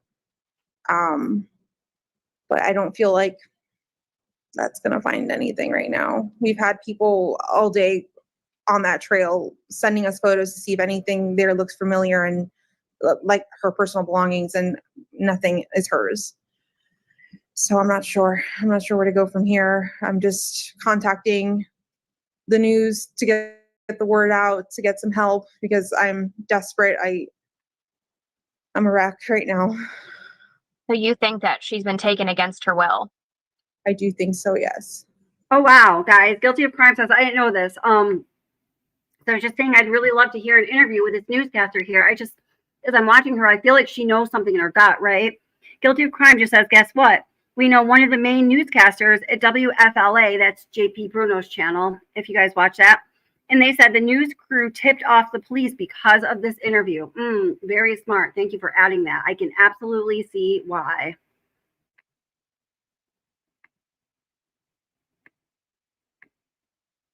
As a mom, what's your mother's intuition telling you right now? I'm trying to hope for the best, but I'm scared for her.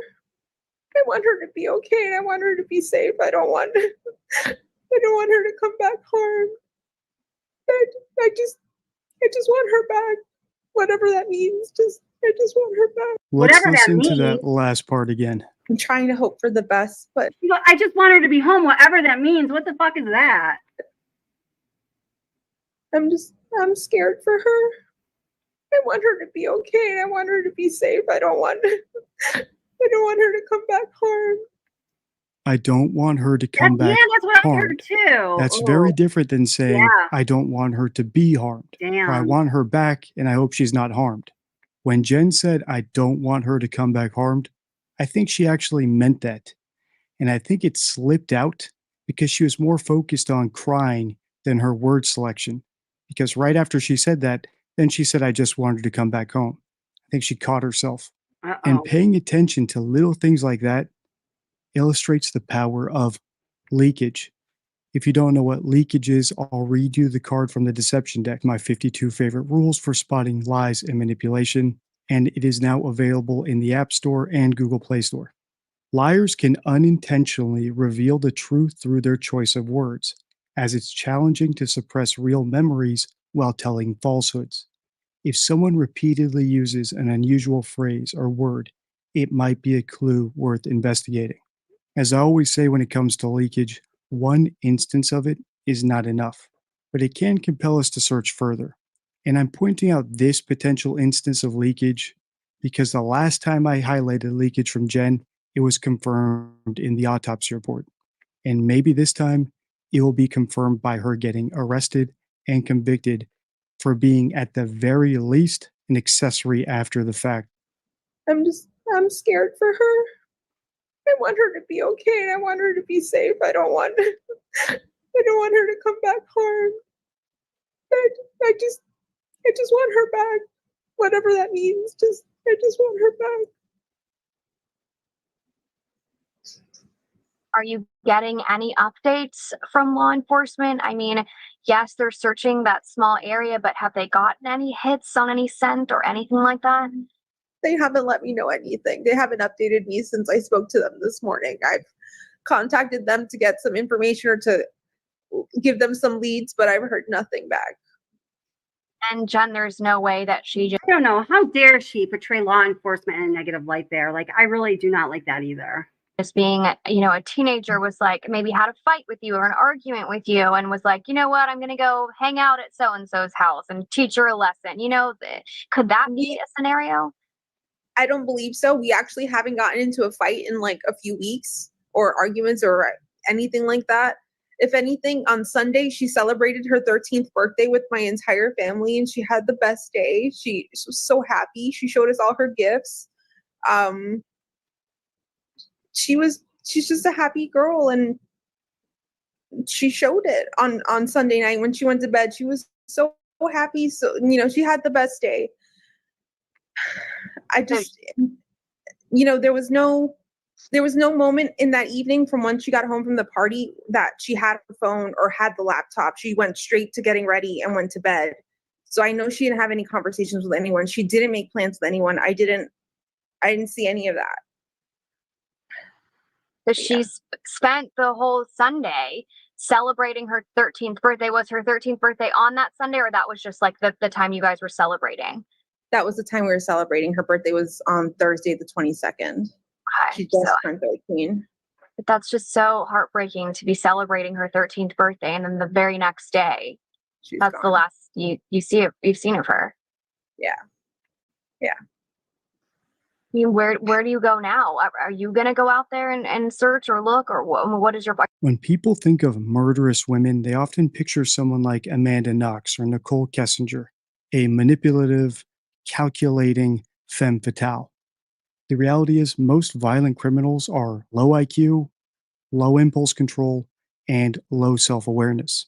For the record, I don't think Nicole or Amanda are necessarily murderers, although I do think they could both be brought up on charges that they weren't, and that's a whole other rabbit hole if you want to watch those series. In this case, Jenn has virtually no self-awareness. She's repeatedly shown such a disinterest in the search for Madeline that even the interviewer has to ask her, are you actually going to go search for your daughter? And if you've been paying attention throughout the interview, you can follow all these breadcrumbs of disinterest, like when she dismissed the photos that people were sending her from the trail, or how she referred to the police who were trying to track the laptop as they are tracking, rather than we are tracking, which is what most parents of a missing child would say, because they would see themselves as if they were in partnership with the police trying to find their kid. Plus other small details, like the fact that she said she emailed the school rather than frantically calling them, or that she went to the office she thought Madeline might have walked to rather than picking up the phone and calling to check if she's there. So what could explain Jenn's total disinterest in the search for Madeline? The answer might once again be found in leakage. She's leaking a lack of curiosity about where Madeline could be. And the reason for that might just be as simple as, if you know where something is, you don't go look for it. And if you don't want it to be found, you don't help the people who are looking. Either way, whether she was relying on a fake story told to her by Stefan, or if she was involved in the murder and cover up herself, her words suggest that at the time of this interview, she did not consider Madeline lost. And the most damning example of this is coming up next. So listen closely. But that's just so heartbreaking to be celebrating her 13th birthday, and then the very next day, that's gone. The last you've seen of her. Yeah. I mean, where do you go now? Are you going to go out there and search or look, or are you sticking by the phone? Are you what are you doing? I'm staying at home, staying by the phone, hoping she just appears. I know my entire family is out looking. They've all My entire family's out looking, but I'm just sitting here. I just want to pick up this comment here from Stephanie A. Says, yeah, it's so weird seeing him lurking in the background, listening. It's like in every video of Jenn talking, he's just there on that side, lurking in the background. And I just think it's the creepiest freaking thing ever. This man is so disgusting. Spread a bunch of flyers. They've gone, I've had people contact me that they've gone to the international airport to spread flyers, to Amtrak, to Greyhound, just any way that if someone's taken her and they're trying to take her, just to show her face, just to make sure, you know, she's not being taken against her will. And you mentioned ADHD. Was there anything else maybe mentally going on or that you knew of? She does suffer from anxiety, and once upon a time she was diagnosed with autism. Wait a minute, hold it. I am a person who is in part of the process for some different methods of diagnoses of autism involved in that process. And the once upon a time diagnosis autism is something I've never heard anybody say. This is so bizarre. What's the word? What is it, Jenn? Reevaluated. Okay. We had her reevaluated a few months ago, actually, and they told us no, she didn't have autism, but she did have some autistic traits. She did have ADHD, some autistic traits, but not autism. So I'm not sure where to leave with that, because one doctor said she did and one doctor saying she doesn't, and I don't know. She's just in the middle, I guess. Because she does have some tendencies, but socially she's pretty great. So I'm not sure. And with the video that you were able to see whenever your boyfriend dropped her off, where was that? Which video? Was that a surveillance camera?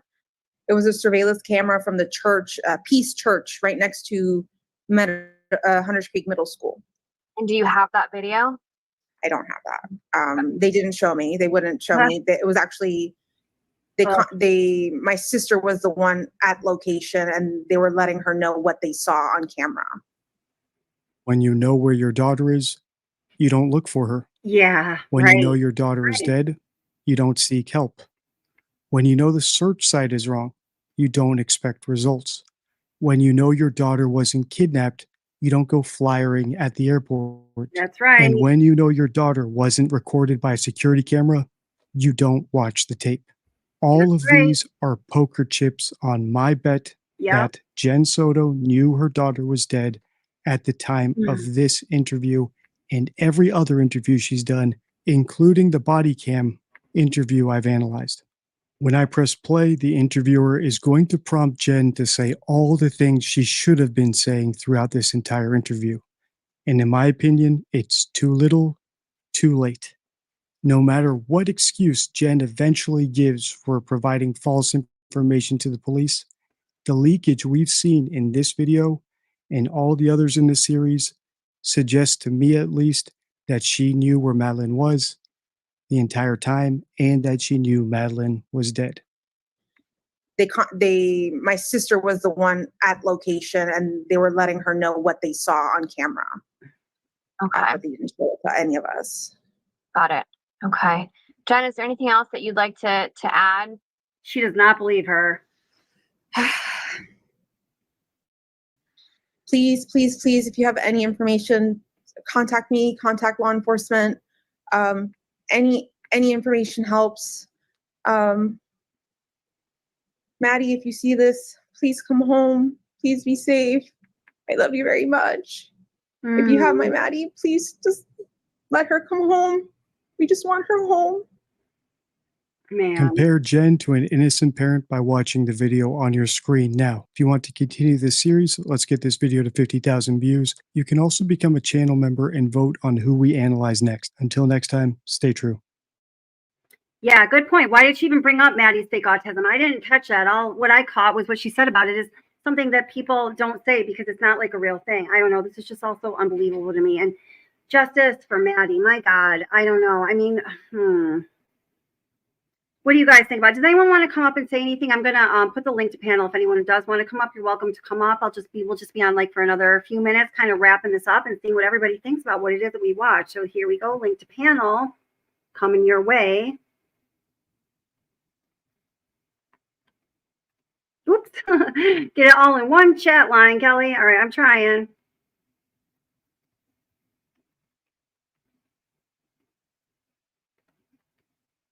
There we go. All right. I don't know, guys. Does anyone have any questions about any of the details of the information that's been out on this case?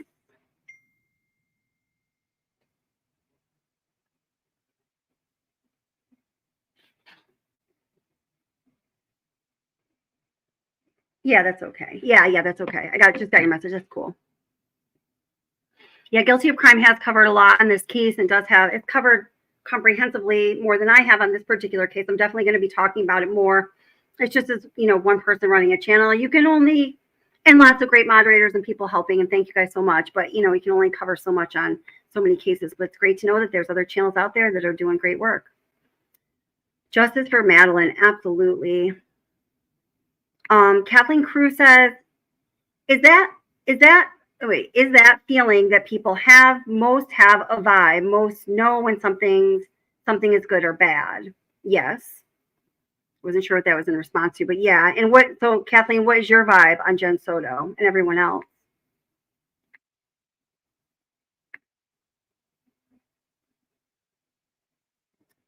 Yeah, so something a couple people brought up here. Let me start this, smart ass patriots, and someone else said something about the roommate. Let me go up and see if I can find it. Oh, it was smart ass patriot again. So it says she had 2 paying roommates, Social Security income, and worked half time because you can't work more than 20 hours and still get SSI, Social Security income. She kept a guest room, but Maddie had a mattress in the living room. She didn't sleep in at night. Why wasn't the guest room Maddie's bedroom? That is a great question. And this goes back to, I think, something we were talking about, those of us who were here in the beginning of this chat when, we started this live stream, and the word that kept coming up is selfish. And I said, if there is one word that I think everybody can agree applies to this woman, Jenn Soto, mother of Madeline Soto, it's selfish. Yeah, and that is all true, right? I mean, whoa. Kathleen Cruz said she knew everything. Yeah. Professor Gang says autism seems to be the latest excuse. I just noticed that Jenn Soto, for herself and for Maddie, and for everything that seemed a little bit off that maybe she didn't want to deal with, there was just a label to slap on it to explain things. And then, it was either medication that dealt with it or some dysfunctional sort of mechanism that she was employing into their life. Love DD, that's right. What we are watching with the Deception Detective. Definitely go check him out. He's linked in the description box below. So is Guilty of Crime channel, Guilty of Crime, who was here in chat and has covered this case from a number of angles. You should definitely go check both of them out. Also, earlier we watched Christina Randall, great true crime channel. I'm going to put her in the description box. It's not there yet, but I will add it right after this.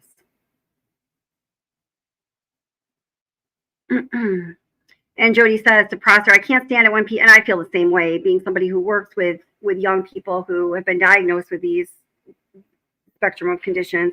I can't stand it when people use Asperger's or autism excuse for rotten behavior. I can't either. I can't stand it either because it's not accurate, and you know that. Gail says, I hope it doesn't turn out to be like another Chris Watts case where only one guilty party is in jail instead of both who deserve to be there. My God, I hope it doesn't turn out like that. Jesus, God.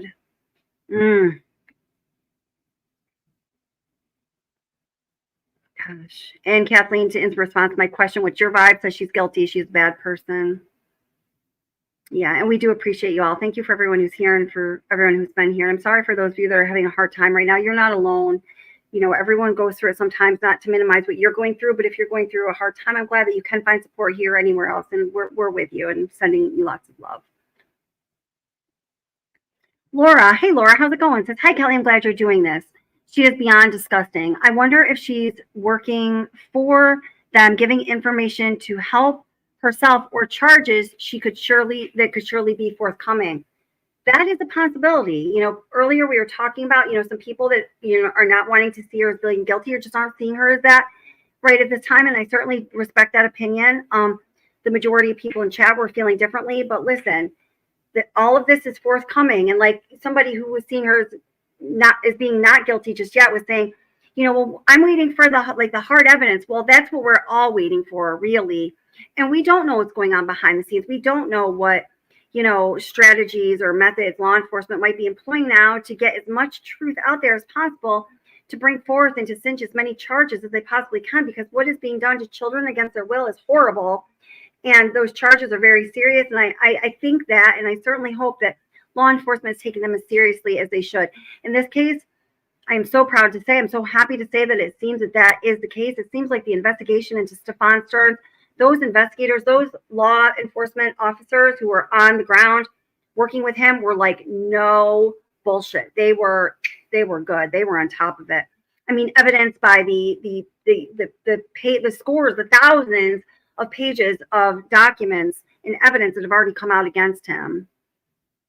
Selfish and lazy. Yeah, unfortunately, it does seem like that describes her. I hate to say that. I really do hate to be critical of people. I'd rather support people and bolster them up. But we've got to call a spade, and it does seem like that does describe Jennifer Soto, unfortunately. You don't think you can come over without distractions? That's okay. You can come up if you want, or if you don't, that's all good. I know there's like dogs and children and bunnies. I know. Kelly, I love you, and Hope, I love you too, girl. I love you too. And Jay, Guilty of Crime, and I are going to be doing a live stream together soon. We just gotta coordinate it, you know. And I'm glad that you're off with your family, enjoying some time. Oh, and the rest of her message was Hope. Oops. Hope it's okay. I'm in chat talking about the case since I couldn't come on. That's perfect. That's great. Thank you. I really appreciate that you're doing that. Thank you. Sorry. Tell your family I'm sorry if I'm taking away from your time with them. Oh, okay. So you can't come up. That's okay. I think you can come up on a phone, but I'm not sure how. I'm going to be wrapping it up soon because I am getting a little tired, but thank you guys for being here. Oh, and I guess it's Stephanie A that got the gifted membership from Honeybun. So she says, Honeybun, thank you so much for the gift. Thank you to everyone for the coverage and chat. Good thoughts and prayers. Y'all have a good night and stay safe. Thank you, Stephanie A. Same to you, sweetheart. You emailed me? Okay, you emailed me, Trailer Church Barbie. I'll get to it right after this, okay? And maybe since I'm doing that, I'll get to some of those other emails you guys have pending out with me. And you think Jen should be in jail? Yeah, I definitely think there should be charges. And I'll get right back to you. I'm sorry for what you're going through, Barbie. I know it must be really hard. I'm sorry. Oh, no, you're good, Guilty of Crime. You are so welcome here. It was a gift. I'm glad you're here. You take a rain check, Prosser Gang, awesome. I'd love to hear from you anytime. Prosser Gang, I remember Prosser Gang back when we were covering the Kylie Rodney case. I was actually just watching some of those old videos recently. I forgot how there was a point during that case when we were really bringing up a lot of good information on that channel. People were like really watching it a lot. But you were like a really important part of those conversations, I remember, and thank you for that, Prosser Gang.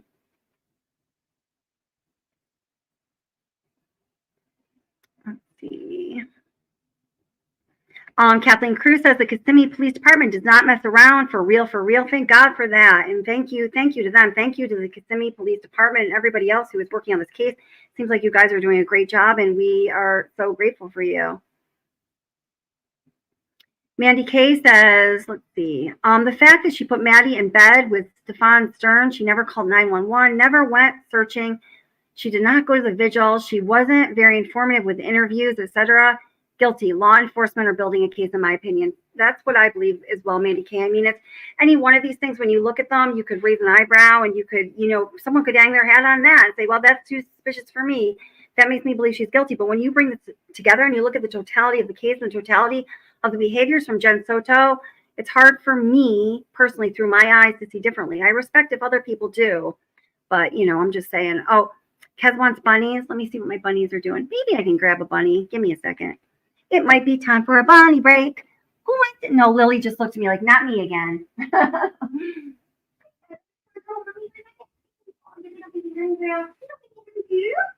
I got a bunny. I got a bunny. Most of my bunnies are in cages. Don't get this idea that there's bunnies running like literally all over my house, pooping all over the place. These two are very well litter box trained. Lily and Skylar are our free. We call them our free run bunnies currently. Oh, just my little baby Skylar. It's hard to see Skylar. She doesn't have a whole lot of contrast. Come here, baby girl. Mommy loves you. Mommy loves you, Skylar. We got the little Skylar. Yes, so it's time for a bunny break. Yeah, I have a lot of bunnies. It's a long story. I don't really want to get into it. Oh, suspicious. Hey, girl, how are you doing? Oh, you came on right with the bunny, sis. We had a little labored bunny break last night or the night before when we were doing a live stream. Somebody called for a bunny break and I was having a hard time making it happen. But you got little Skylar girl here. Say hi, Skylar girl. Hi, baby girl. Oh, look at my beautiful blue eyes. I don't think you can see here. Not enough contrast. Tanel Ray says, I hold no hope in law enforcement. If returned to do their job, I'm shocked and amazed. Like, generally speaking, this one, I'm glad at what they're doing right now. Trailer Trash Barbie is saying, Kelly, I would love for you to do a show about Garrett Phillips. He was 12 years old and my son's cousin got bruised. Oh my gosh, I will look that up, Trailer Trash Barbie. I'm going to email you after this. Maybe give me more information about that.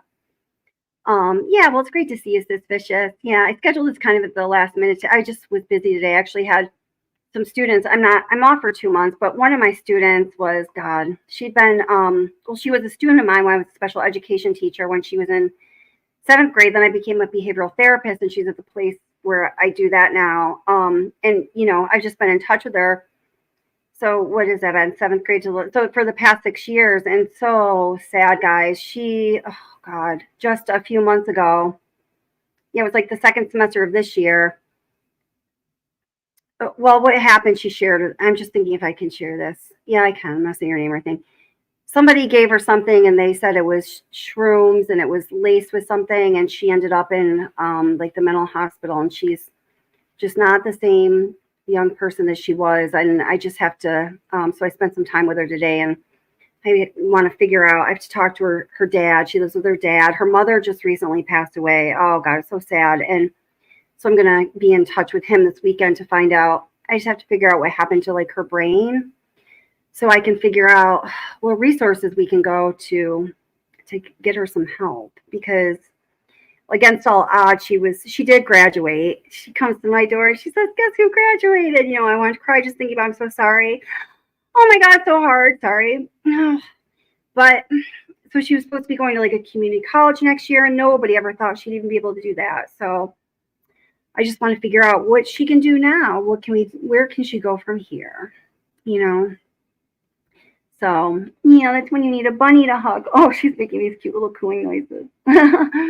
La Toaster says, when is the next Watts Live? I have an observation I don't see anyone talking about. Oh, I would love to know what that is. I don't know exactly when it's going to be yet, but it will be sometime this coming week. So what is it today, Friday?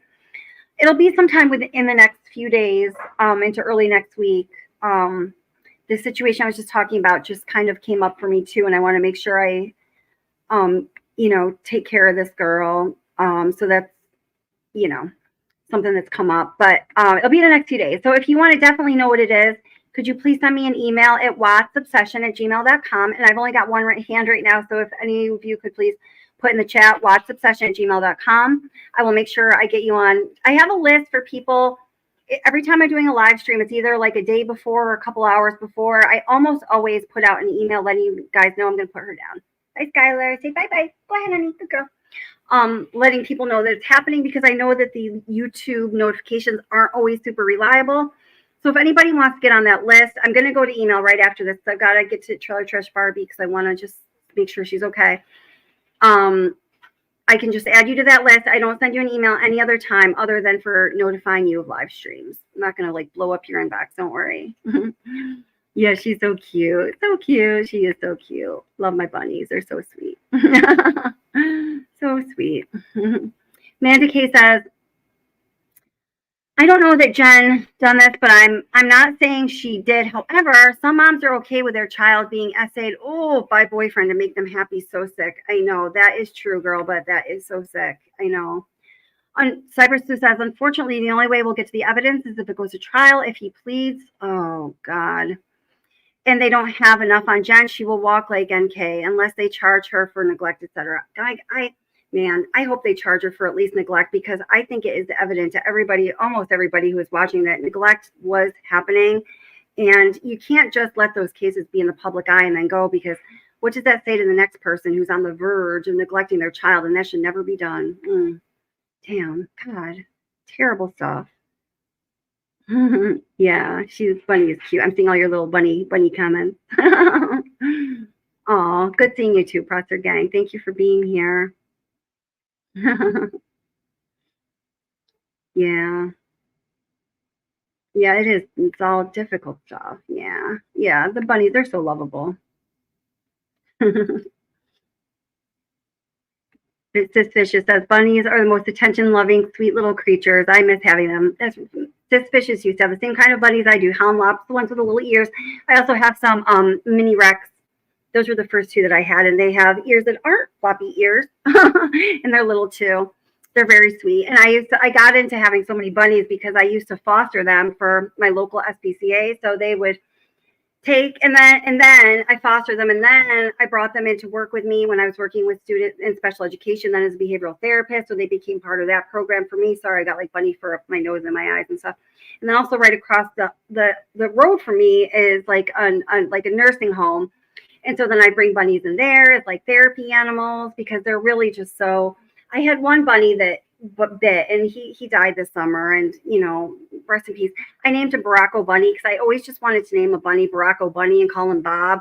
No political statements there. I just thought it was funny. That's all. I have a bunny that has a Trump kind of name too, and all different. But I just think it's funny. You run out of names after a while.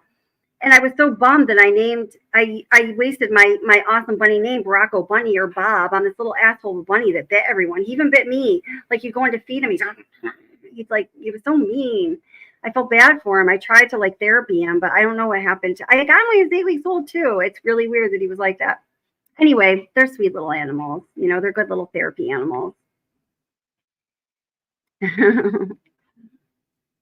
Hey, Third, how are you doing? I always see community tab posts. I'm not sure about what. I just kind of like ran down here real quick, but nice to see you. I'm glad you're here. Awesome. Aw, thank you, Green Eyed Bandit. That's nice. That's nice. I just feel like, I wouldn't be comfortable with my life any other way. Mini Rexes are so soft. You're right. They are the softest. I mean, bunnies are always really soft, almost always. They're like the softest fur of any bunny. They were like intentionally bred for the purpose of having that super soft fur, and they are like ridiculously heavenly soft. Oh my God. They mate like bunnies. Yeah. And so then the story goes, the hound lops that I have here, they're all purebred. And so I started like breeding them because they're such sweet little animals. And in this area, people would be looking for them. They couldn't find them. But then I realized I am like a terrible bunny breeder because I personally have been a vegetarian since I was 14. I like whatever people choose to eat in your diet and stuff. I don't judge anybody. That's just how I've always been, because I've always been really, my heart is with animals. I have a hard time eating meat. It's just how I am. And people criticize me for that, whatever. I just say to each their own. But when people want to adopt a bunny, I'd need references, and I'd be like, I'm going to come in and do a home check, because I just felt so bad giving them a sweet little bunny if I didn't know that they were going to provide a great home. So then I realized I'm a shitty bunny breeder. But I still kept fostering them, and then some I couldn't actually find homes. So that's why I now have 28 bunnies. Makes sense, doesn't it? See, I told the story anyway. Oh my gosh. Shout out to McJ for her steadfast loyalty to us and Kelly's channel. We love you. Same. Shout out to McJ. I love McJ, and I totally agree with Jody and Keschik and Joan and Anaphylaxis and the other moderators in here. Gosh, I always hate it when I name them. I'm like, I know I miss some people. I love all you guys. You guys are all great. Yeah, moderators, this channel are real, and I wouldn't be able to do without you guys. So thank you all so very much. Seriously says, definitely neglected Maddie to give her a room when there were 3 more besides her own, besides Jen's. That's right. Maddie should have had a room before giving him to roommate. That's for damn sure. And in New York State, if you do not have a bedroom for your child, there's certain age cutoffs with a different number of children or the same sex children. It is neglect straight up. You're going to be hung on it. In New York State, I criticize for a lot of reasons with their laws, but for that, I thank you, New York State. And when I lived in Pennsylvania, it was the same. Or similar, Hey, Karen G. Aw, thank you. Always nice to see you, sweetheart. Glad you're here. Kevin is sleeping. Our Kevin here. Oh, and a couple of weeks on July 13th, and our friend of the channel, Kevin, who is somebody who works in the oil field, similar in fashion to like the occupation that Chris Watts used to have. He always had a lot of information about, you know, what has Survey 319 and all of that. He's going to come on as a guest doing a live stream that's on July 13th, and we're going to be talking about all of that. I know that he is frequently requested. A lot of you guys like to hear from him, so mark it on your calendars. It's going to be July 13th, and that is a Saturday, a week from today. Yeah. So, all right, my darlings. I want 18 dogs. Oh my God. Could you imagine the dog poop? You know, 28 bunnies, and it's, listen, they're little, but cleaning up their cages, I always, you know, I just get exhausted doing it sometimes, and I'll be like, these bunnies, each bunny poops 300 poops a day. I know it's really gross, but it's true. That's what they say. They poop 300 poops a day. And so just cleaning all of this bunny poop up, people are always like, you can sell that per pound. It's like great fertilizer. I really need to look into that because, my God, I feel like I should get something in return. Oh my gosh. Anaphylaxis has 7 cats. Aw, meow, meow. Aw. Hasn't it already been July 14th? No, it's July 6th. Are you trying to make me go crazy? Today is July 6th. Yes. Yes. So July 13th is when I have Kevin on, and that's 1 week from today. Yeah. It is the pee that stinks. You're right. Good night, Guilty of Crime. Thank you for being here in chat. Everybody go check out Guilty of Crime's channel. She's great. So, all right, guys. Hi, Rosie. How are you doing, sweet? Happy birthday. Oh, we just missed your birthday. Well, where do you live? So I'm in, well, you're probably, Rosie's birthday was on July 5th, 2 days after Nicole Kessinger's. Or Kessinger's is 2 days before hers because Rosie's most important. So I hope you had a wonderful birthday, Rosie. Thank you for being here. Yeah. Oh, July 6th is your, so that's today. Happy birthday to Gail. All these birthday people. All right, guys, we're going to sing happy birthday to them. Happy birthday to you. Happy birthday to you. Happy birthday, dear Gail, Rosie, and Nicole Kessinger, the woman, the skanky empanada, formerly known as Nicole Kessinger. Happy birthday to you. Yeah. It just turned July 6th here. So it's 12:12 a.m. here, just turning from July 5th to July 6th. Oh, wait, your birthday's tomorrow, Rosie? I thought you said it was the 5th. I'm sorry. Oh, hers is the 6th, too. So right now, here in New York, at least, it is both Rosie and Gail's birthday. So happy birthday, ladies. And happy birthday to Seriously, whose birthday just passed. That was June 29th, a week ago from today. Well, today from right here, because it just turned the 6th to me. Happy birthday, empanadas, but not skanky empanadas. We have good empanadas here, except for Nicole Kessinger. She's the skanky empanada. November 12th is Beach Mom's birthday. Yeah, we got 2 birthday twins here, Gail and Rosie.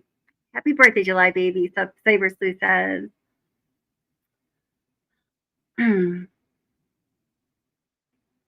Sarah says, hey, Sarah, I love all you girl mods. Yes, moderators here are awesome. Thank you so much, moderators, and thank you for saying so. They're wonderful.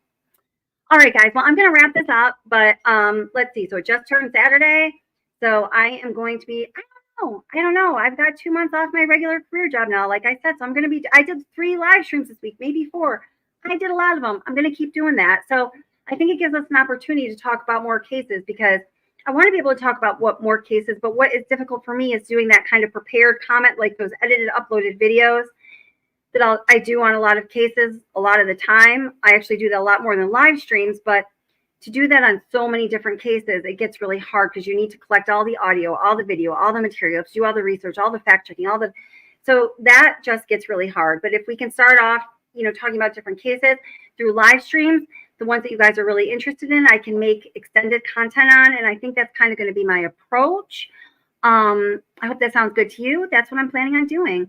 I did not get your email, but I'm going into email right now because I have to check a critical email that somebody sent me here during this live stream today. So I'm going to see if I can respond to a few of them here. Okay. Try and get caught up on those emails. Thank you for being here, Cyber Sleuth. It's great to see you. All right, guys. All right. So I am going to end this. I'm going to just play the little, Maddie Soto intro that I played as we're going out. just so you guys can all wrap up what you're doing in chat. So I have to cut you off real quick. And I love all you guys. Please take good care of yourselves. I know life is hard, as we've been talking about here today. So please be good to another and be good to yourself. And I will see you all soon. Thank you for being here. Love y'all. My daughter was dropped off close to school this morning, but never made it. Madeline Soto went missing last February, the day after her 13th birthday party at her grandma's house in Kissimmee, Florida. Her mother, Jennifer's long-term boyfriend, Stephen Stearns, age 37, was arrested 2 days before Maddie's body was found and appears to have done the unthinkable. One good look at his arrest affidavit is enough to make any sensible person feel absolutely sick to their stomach, guys. It is freaking disgusting. The initial affidavit does not include the possibility that he was the one who also claimed Maddie's life. It took nearly 2 months from the day Madeline disappeared to Stearns finally being charged with first-degree murder. He is currently awaiting his first trial, the CSAM trial, which is almost sure to land in a conviction. I mean, it's absolutely gotta land him a conviction. Because guys, if you haven't heard, wait till you hear about the pile of disgusting, despicable evidence that stands against this man, this monster. Madeline disappeared on February 26th, less than 1 week after her 13th birthday. It's believed that she was killed after her party on Sunday evening or in the early morning hours of Monday. Just released on June 5th, 2024, is the body cam video of Stephen Stearns and Madeline's mother, Jenn Soto, in the police station reporting that Madeline was missing. Take a look at this video. Again, just released. Thank you so much. Of course. Do they speak English? Yes, this is Mom. This is Mom? Okay. Hi there. Hey there. Hey there. What's going on? So my daughter was dropped off close to school this morning, but never made it. I went to pick her up from school. I'm sorry, one second. Yeah. Go ahead, sir. Are we looking for another kid or we have a kid? Looking for another one. Alright, so people are still on the scene, let's put that out. Any possible location, how long? 13. I'm trying to get there right now. Absolutely. Okay. All right. So she was supposed to be dropped off at school, didn't make it to school. Didn't make it to school. I went to pick her up from school today, Okay. and she never came out. They announced it over the speaker, and I'm just like, maybe she walked here, because sometimes she'll walk here to this office. The question is Jenn Soto guilty? Does Jenn Soto have guilty knowledge of her daughter Madeline's murder?